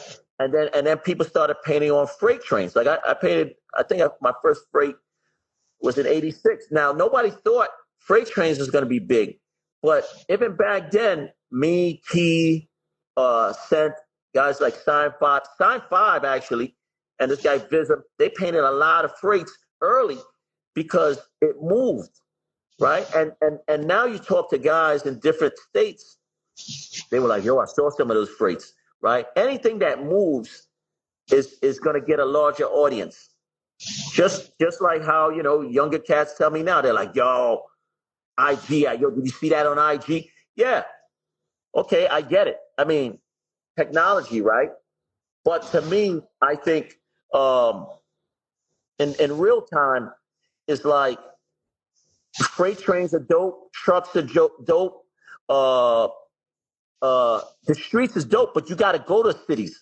If you got to get on a plane, and you got to get off a plane. You got to get your paint, and you got to go bombing, right? Because if people don't see your shit in real time, you're not as you could be up in one city like a motherfucker, but if a guy is only up a quarter of the time you're up, and he's up in 5 different cities, who's more known? Wow, that's true. That's a good question, right? Someone could answer that. Who's more known? You know, hey, somebody might say the guy in the one city. Some people might say, oh, well, it's obvious, the guy who's up a little bit in every city. You know, when you look at a guy like Viefer, let's take him for instance. If you see Viefer, yo, I used to go racking in Hempstead, Long Island. So we used to get off the E's and F's, take the bus. But sometimes when we come back, what we would do is we go to behind the bus depot, and we would take off all the stickers and repack the paint just in case the police catch you. They can't see the store you got the paint from, right? Boom. One day we back there, we're taking off all the stickers. We're organizing our paint before we get back into the city, head back into the city, right? What I see, I look up, a Viefer tag back there. 1988, I'm like, you know, you go downtown, you go uptown, you go to some spot in Connecticut, what do you see? Oh, shit. You're like, oh shit, this shit's crazy, right? So everybody has a method to the madness, meaning that, like, you know, they're choosing certain spots. Some people are choosing spots right in your face. Some people are choosing lots. Some people are doing the most obscure spot, right? Because we, as humans, we all move around. Now, if you left your name everywhere you went, it comes back to you. You know, like even last year I was in Lisbon, right? I was in Lisbon, Portugal, right? I get off the plane. There's like a spot where they send you to, you know, where you can take an Uber. And everybody's waiting for an Uber and this and that. Yo, I throw up a sticker, right? Boom. I see a couple stickers. I throw up a sticker. 3 months later, the guy that owned, I don't know if anybody remember Mark from Bomb the System Scrapyard. Mark, the rabbit dude. Yo, the motherfucker calls me. He's like, yo, you in Portugal? I was like, bro, that was 6 months ago. He got off the plane and he saw it. So my point is that everywhere you get up counts. Someone that knows you will see it. And basically, it's just saying the world is small. We make the world small. We make the world smaller, writers. Why? Because we leave a little something everywhere you go. I guarantee you, somewhere along your life, someone will come back and be like, yo, I saw that spot you did. Whether it's in your face or it's not.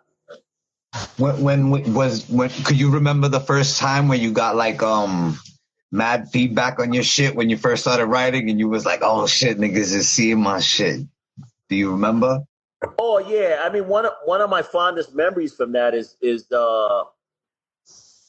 I think I did my third piece on the train, and we used to hang out on Tremont Avenue on the 2 and 5 train. Everybody remember in the South Bronx, because it turns and you could kind of, at one point at the station you could see it. You could see both sides of the train, whatever.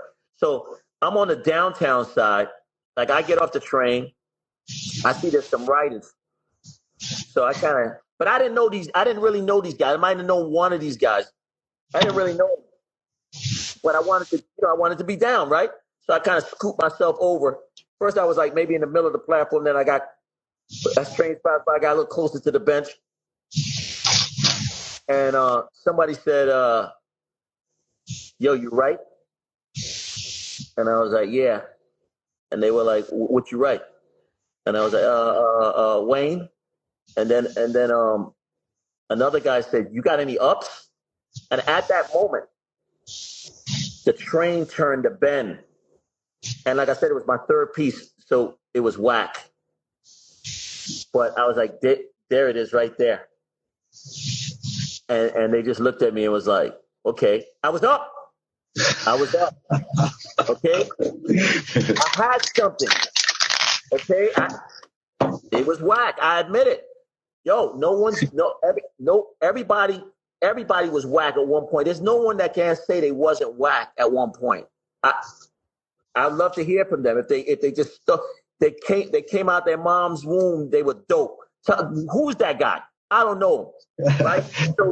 So to me, like, yo, and that's one of the reasons why I've been painting so long, because to me, I can always strive to get better. And I think in my work along the, through the decades, people have seen that evolution, right? If I think some guys quit early in the game, 5 years, 10 years, whatever, because they had mastered the game. There were some people that was every once in a while. I think we all can name somebody that is a natural gifted talent in the world. There's people that are born with phenomenal talent. I've met cats, grew up with them, painted with them. Like, I remember a man, 9 COD, I met him in high school and we took him to paint a train. He had never painted a train before. Right out the gate, he was dope. He was drawing in black books, but he was even dope with the paint when he started. Now, yo, that's a God-gifted talent, because a lot of us got to work at it. We got to work at the hairstyles. We got to work at the throw-ups. We got, even back then, even scaling your piece to a certain size or your throw-up or whatever, scaling it and keeping a balance of what you're doing. That's takes skills. It took me a long time to get good. I can admit it, but I'm okay with that. That's what kept me going all these years. It's like, yo, I can get better. And then also the motivation from younger guys coming with just bringing more to the game. Like, there's everything's been done. There was guys before us that did everything. Some people say, some people talk about 3D pieces. They talk about this. They talk about characters. They talk about, I think I was at a festival one time and they were interviewing some girl, a mural festival, and they were interviewing some girl, I think they picked her because, it's just better for the cameras or the media or whatever. And she had just started street art. And she said, hey, what's great about this art form is it's just brand new and fresh. And I was like, it's not new. I said, it's not new. People have been doing this way before I started. I mean, yeah, but at this scale. I was like, no. If you look at a guy like Lee Quiones from Lee from the Fabulous Five from the Lower East Side, he was doing whole handball courts and big walls as well as frames in the 70s. Yo, he did Stop the Bomb. He was 16. 16 He was years in the old. Blondie video. He was in the Blondie video, remember? Doing the Lee. That's right. Right? But that was so far past, that was way past all these other things. He had already did prolific things that people think people didn't do back then. In the neighborhoods already. People could say it. I remember there was a handball court he did, down in the Lower East Side. It was incredible, right? With I think it was the Howard the Duck. For those that seen the pictures in the book, but if you would have seen the piece, Howard the Duck with the garbage can thing, like, bro, he scaled that shit in, what was that? I don't even know, like late 70s. But the point is too many people coming along in the culture now and not knowing at least the basic history. Okay, nobody knows everything, but you can't call it new. It's just like, certain things people do on hairstyles, or certain things people do on throw-ups. To me, most of the throw-ups worldwide, the origin of dope throw-ups comes from Brooklyn. In the Bronx, we did throw-ups, but we wasn't masters at throw-ups. I mean, Blade and Comet had a sick throw-up. Was there individual cats that had dope throw-ups in the Bronx? Yes. But Brooklyn really had the funk when it comes to throw-ups. Okay? In the Bronx, we were more better with simple styles and piecing. That's what I felt, But again, this is my experience, my opinion towards that. You know what I mean? Some other people might be like, no. When you heard of Style Masters in Brooklyn, people talked about Baby 168. That's why when I met him, I would salute because his name was ringing bells in the 80s. Like people know before Star Wars, people were talking about him. You know what I'm saying? People were saluting that guy, and so every time I see him, like when I finally met him, and sometimes I see him, and he's also not only he's a Brooklyn guy that bombed and did prolific star writing pieces, but he's a prolific sign painter, like from before, like so to me it's amazing how far we can take this art form, from tags to throw-ups to star writing to these large scale murals, and I think people try to downplay writers, cast that bomb, but I tell them, I say, hey man, you could take your tag and do that shit as a whole piece in a building, or your throw up, or whatever. Everything can be reinterpreted into a larger scale. I mean, writers is the ones that started that. We're the ones that, as far as artists in the whole art world, like who really was doing big? Back in the days, people saw tags and throw ups and pieces. They're like, oh, these guys are doing this shit big. Why so big? Right? So now people get permission to do these large, grand scale works as well as getting paid. But the culture of writing has a lot to do with what's going on now outside of writing. And I feel like, us as writers, we gotta let it be known, and because we've influenced that stuff. Like even the permission pieces are influenced by bombers. If people didn't bomb the walls in the 90s, people would have never went to the walls and asked for permission. I mean, in the 90s, me and Wen did a lot of walls illegally in the daytime. And when the police rolled up, we said, "Oh, we got permission," right? And a lot of people still do that to this day. But the point is your common writer, whether it be in New York or globally, there's a lot of writers that spawned the creativity from the bombing to the walls to the productions to now people getting paid. And I feel like writers don't get enough credit for that. I always tell people, I say, hey man, if people didn't bomb, this might have not happened. That's a fact. You know what I'm saying? It's all a part of the puzzle. That's why everyone has to get the credit. Now, if people feel another way, tell me.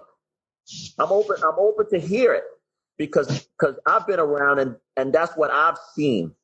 The 40, I don't know, it's 40 plus years now.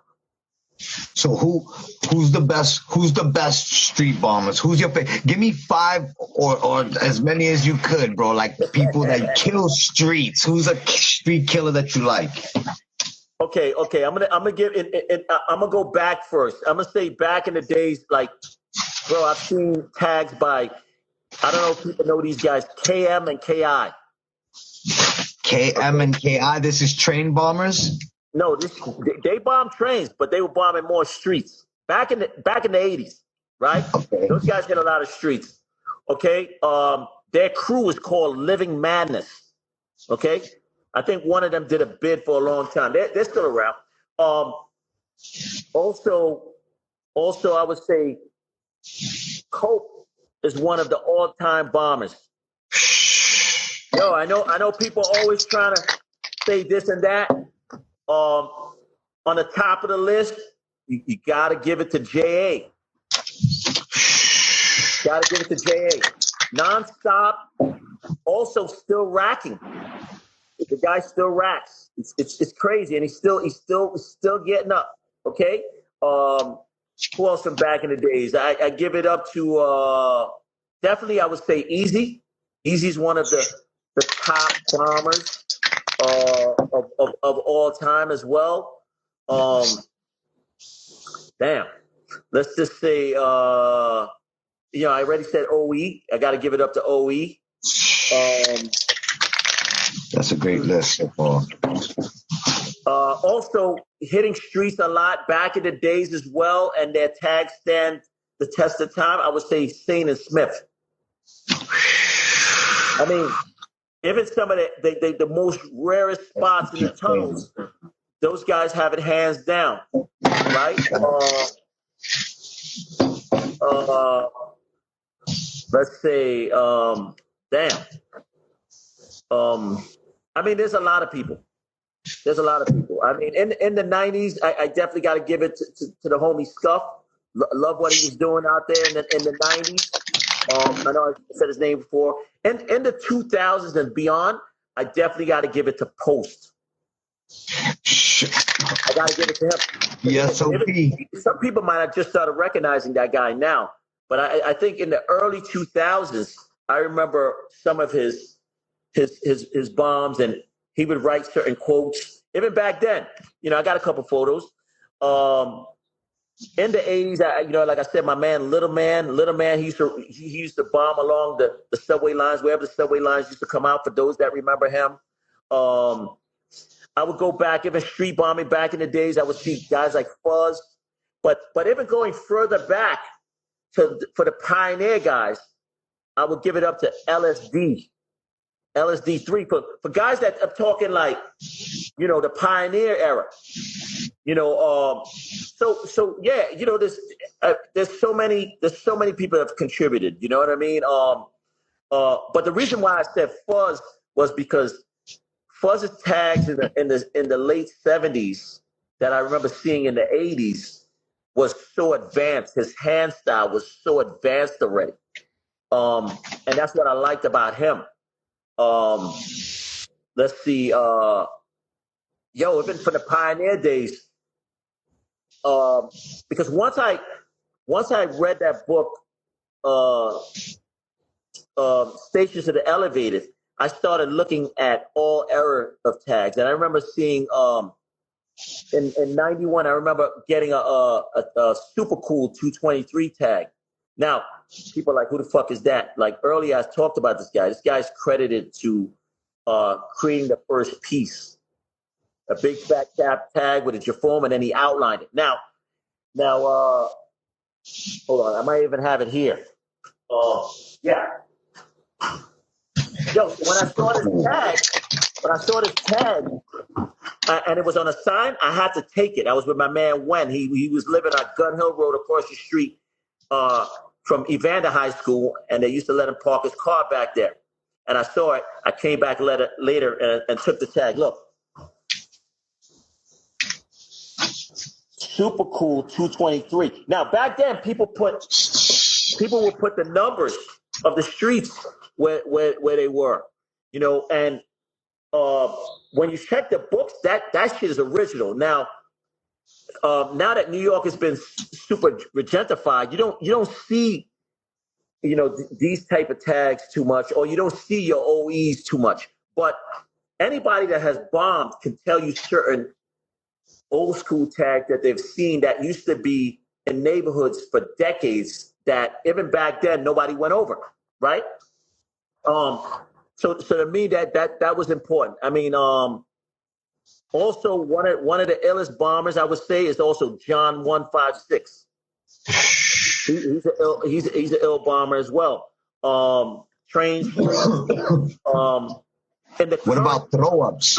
Throw ups. Who got the dopest throw up? Who got the dopest throw up? Well, for me, OE is definitely like I said, he's phenomenal with the throw up. Dual wrist crew got a incredible throw up. One of my favorite throw ups. Dual wrist. Who else? Let's see. I would say just to be honest, one of the most original throw-ups, you got to give it to Cap MPC. I mean, I don't know. So, you don't got to like the guy, but you got to give it up to him. That throw-up is fucking dope. I don't know. Let the people tell me. I think also I would say, let's see, who else is crazy out there? You say throw ups, right? Throw ups, kid. Okay, yo, you know who had? Let's bring it up to speed for guys that are out there now. To me, who has a really dope throw up, in my opinion, is that guy Ansel. I'm just saying. Not original. Yo, maybe it don't make sense to some people. That throw up is fire. It's fire. Not original. Crazy. You know, and the dude gets up. Stupid. You know, up crazy. Gets up. Also, I also like Miss 17's throw up. I give her a lot of credit. I think her throw up is dope.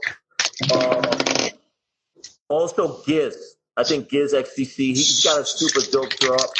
I think his throw up is great style. There's a great balance to it. My boy Spot. That's an original throw up.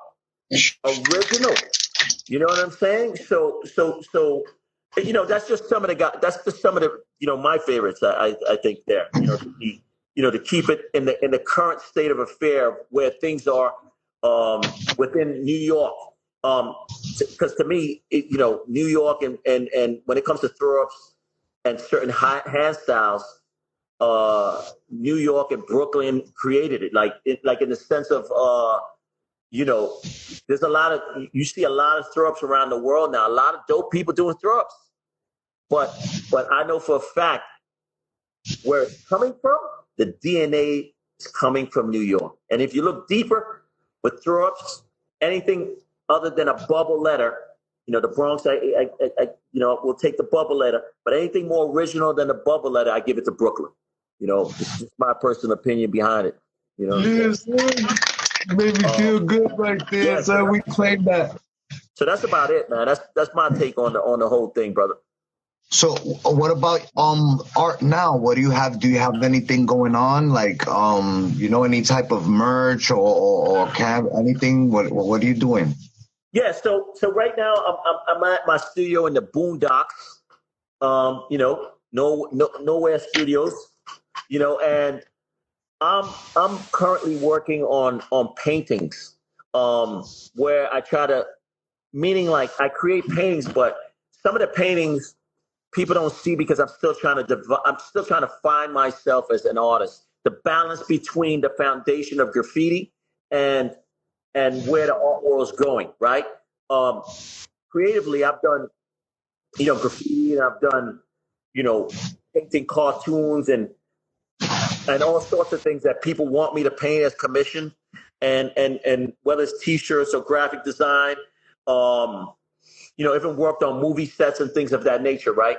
So all that experience I've taken, and now I'm in a studio space. I'm creating paintings, and I'm trying to develop an original look, which just takes time, you know. So I play with different things. I'm trying to merge the foundation of graffiti with geometric shapes. Like if people see my huge buildings that I've done murals, they'll see.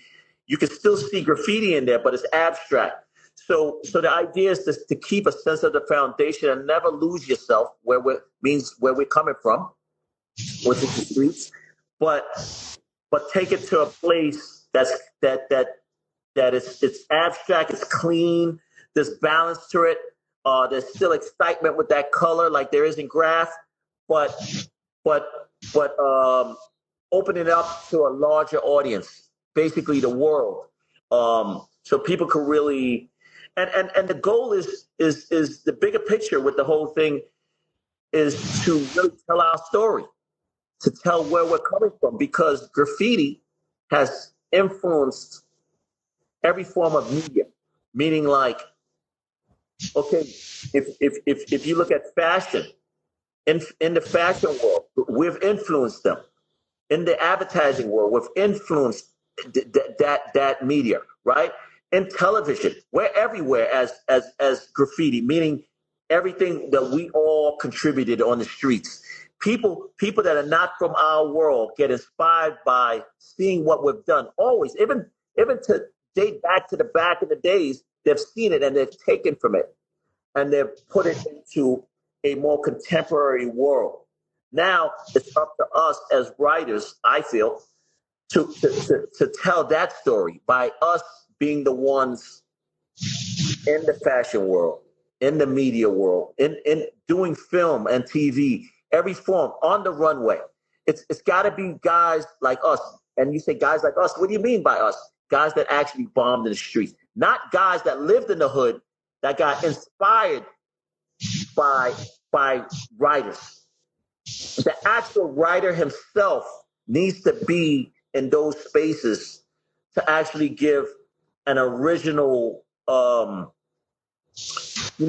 original point of view of the energy and the excitement and the strokes and the energy and everything that we have experienced and we have developed in the street. Now bring it into the studio spaces or bring it into the galleries and the museum. It needs to be us. It doesn't need to be.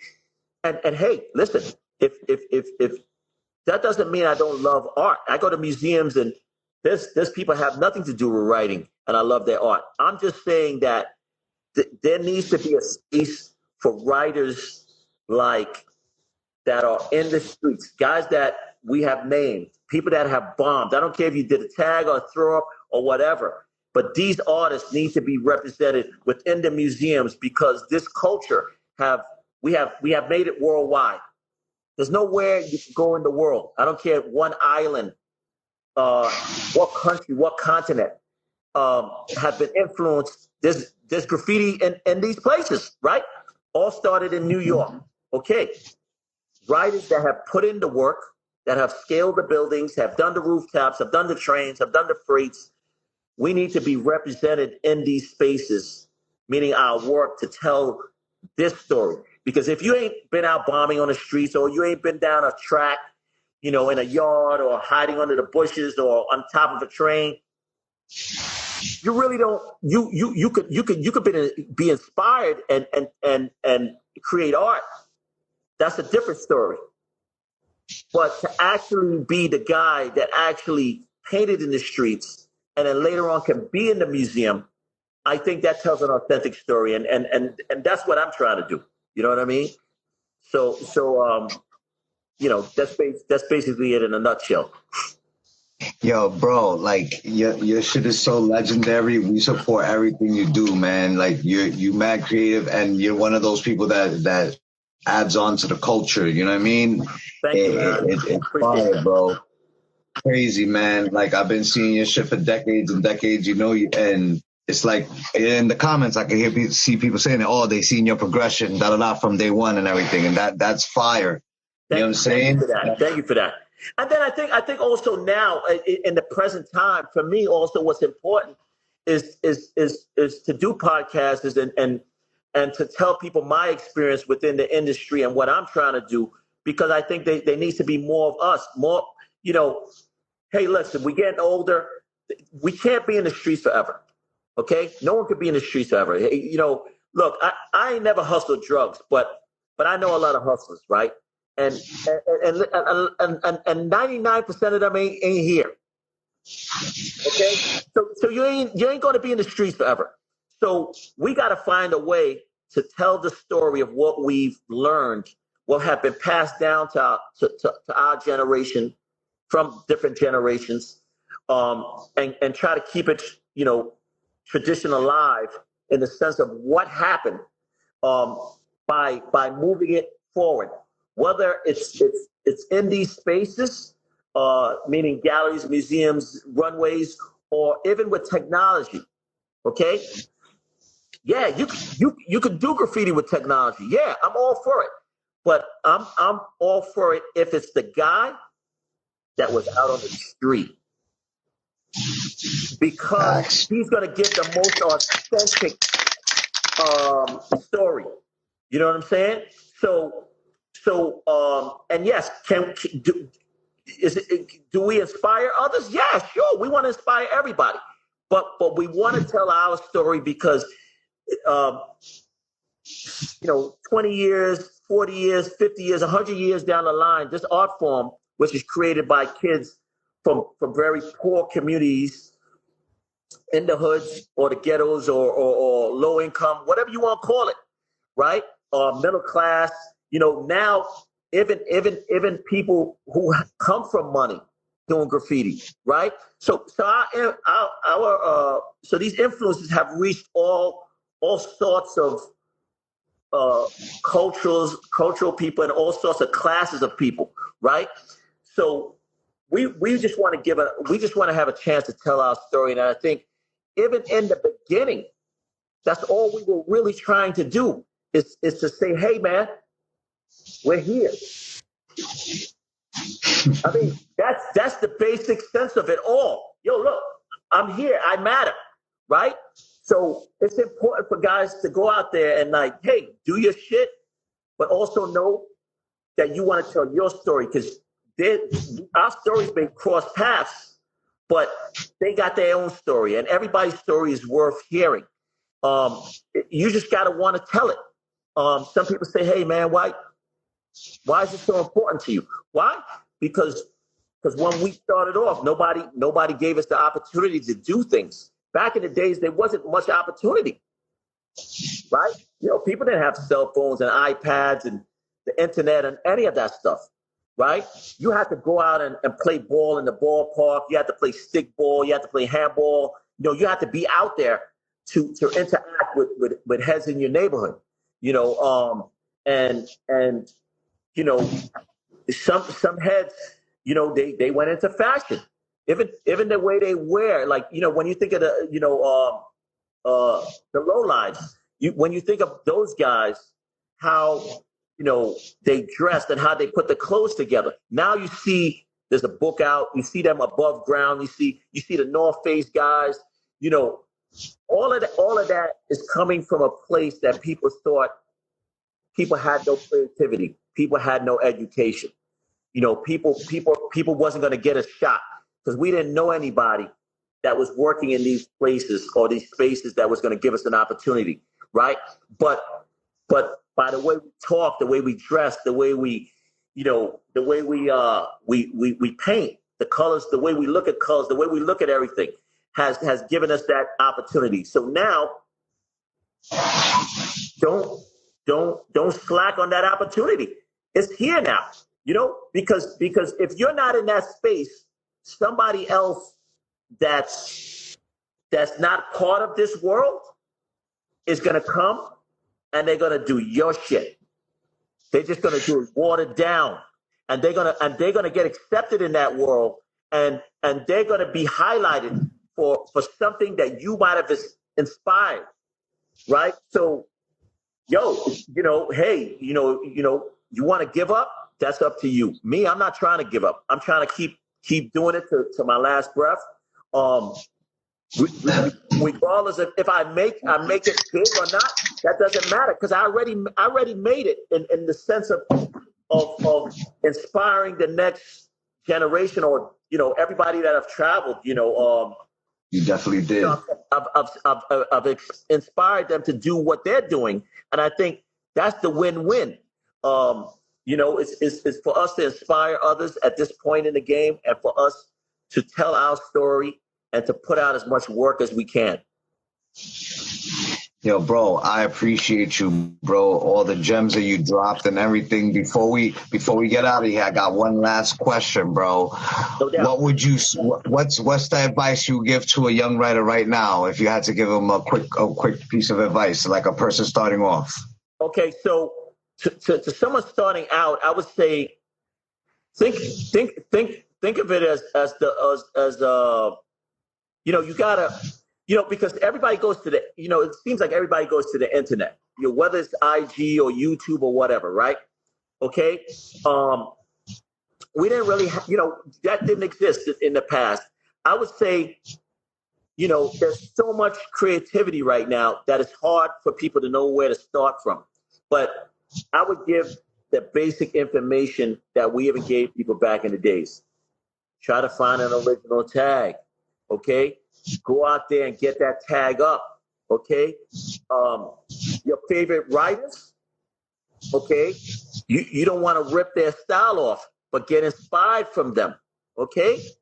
Learn a hairstyle, learn a throw up, Learn the basics first and get up with the basics, okay? And don't focus on money. Everybody wants to sell. Shit, I know we got to eat. You know, I'm not saying don't sell. If a motherfucker want to buy, but that don't make that be the focus of the agenda. If you love what you're doing, the money will find you. But you got to put in the work. You know, is it 5 years? Is it 10 years? Is it 20 years? Yeah, it probably is. It's not going to happen overnight. You know, so many of us were so focused on making money. And that's because of society. Society tells us, oh, you got to make this type of money. You got to drive this type of car. You got to do this. You know, oh, you got to do this. You know, hey, if you love something, put your money, invest back into yourself. Yo, if you love cars, spend your money on cars. Be a fucking car racer. You know what I'm saying? Me, yo, I started airbrushing T-shirts or making custom T-shirts when I was, 16, 17. And the whole thing was, yeah, I got fresh. I bought gear.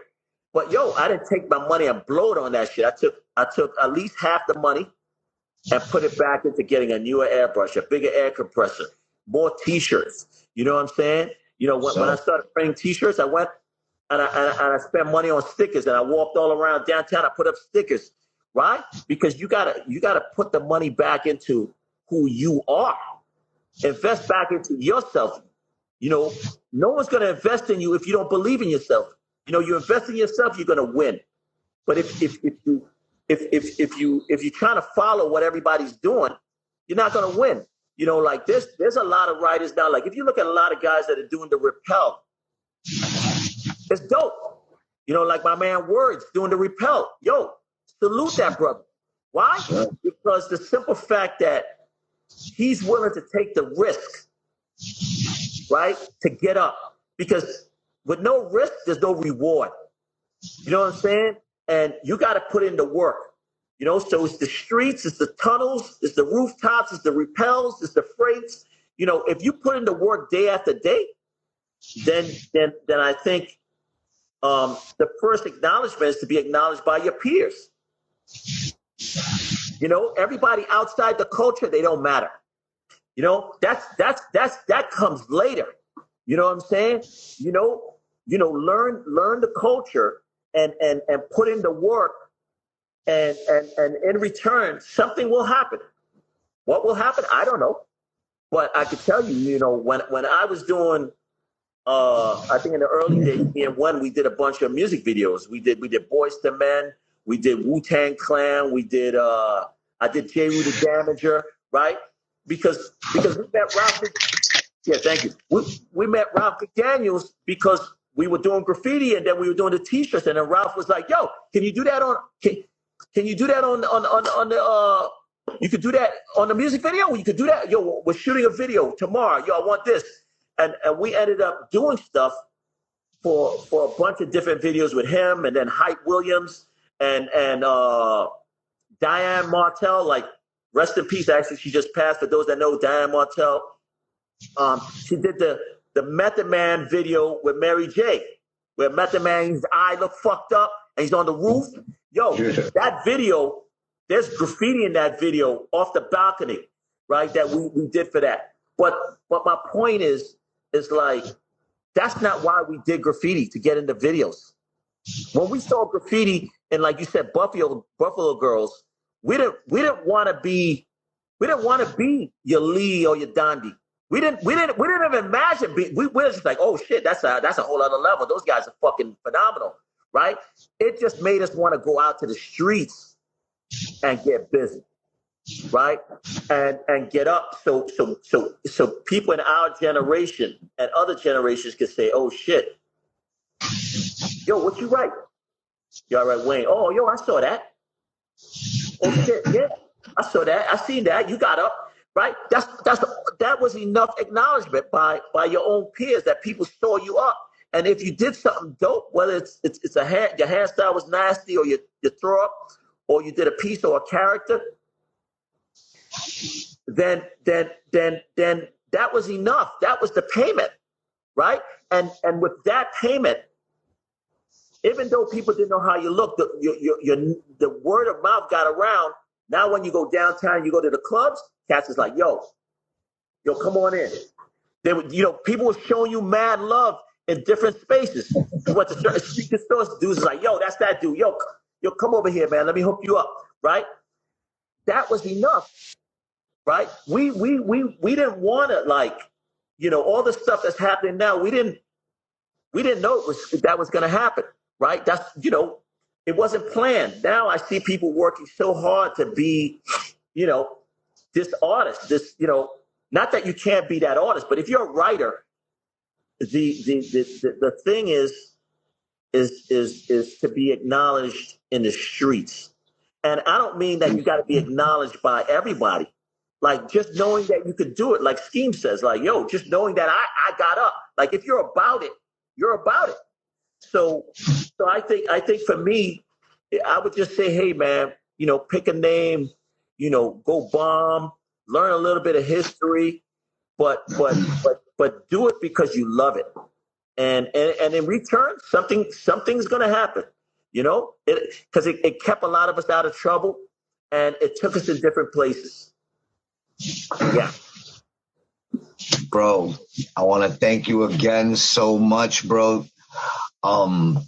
Yo, it's just, it's incredible to me, yo, because I always looked up to your shit, you know what I'm saying? And just to have this conversation and hear your stories and everything, that shit is just a mad treat for me, you know what I'm saying? I appreciate that. And yo, listen, keep doing what you're doing with Graff Champs, get on a bunch of different, keep doing that, man. I think, we need more of us here in these spaces, you know what I mean? And because it's important, man. It's very important that we're doing this for us and for the culture. You know what I'm saying? When I mean us, I mean graffiti. For people don't think, it's really about that, man. For us to share this information with writers and using this modern technology to share these experiences, so people can get motivated, get inspired, go out there and fucking kill it. We'll be watching. All I can say is I'll be watching. You know what I'm saying? And some of you guys, y'all killing it already. You don't even need to hear from me, because I see you. So focus on that. Just go out there and do what you love, man, and good things will happen. Yo, salute you, my brother, man. Thank you again. No, thank you. That's motherfucking WANE COD, man. Graff Champs.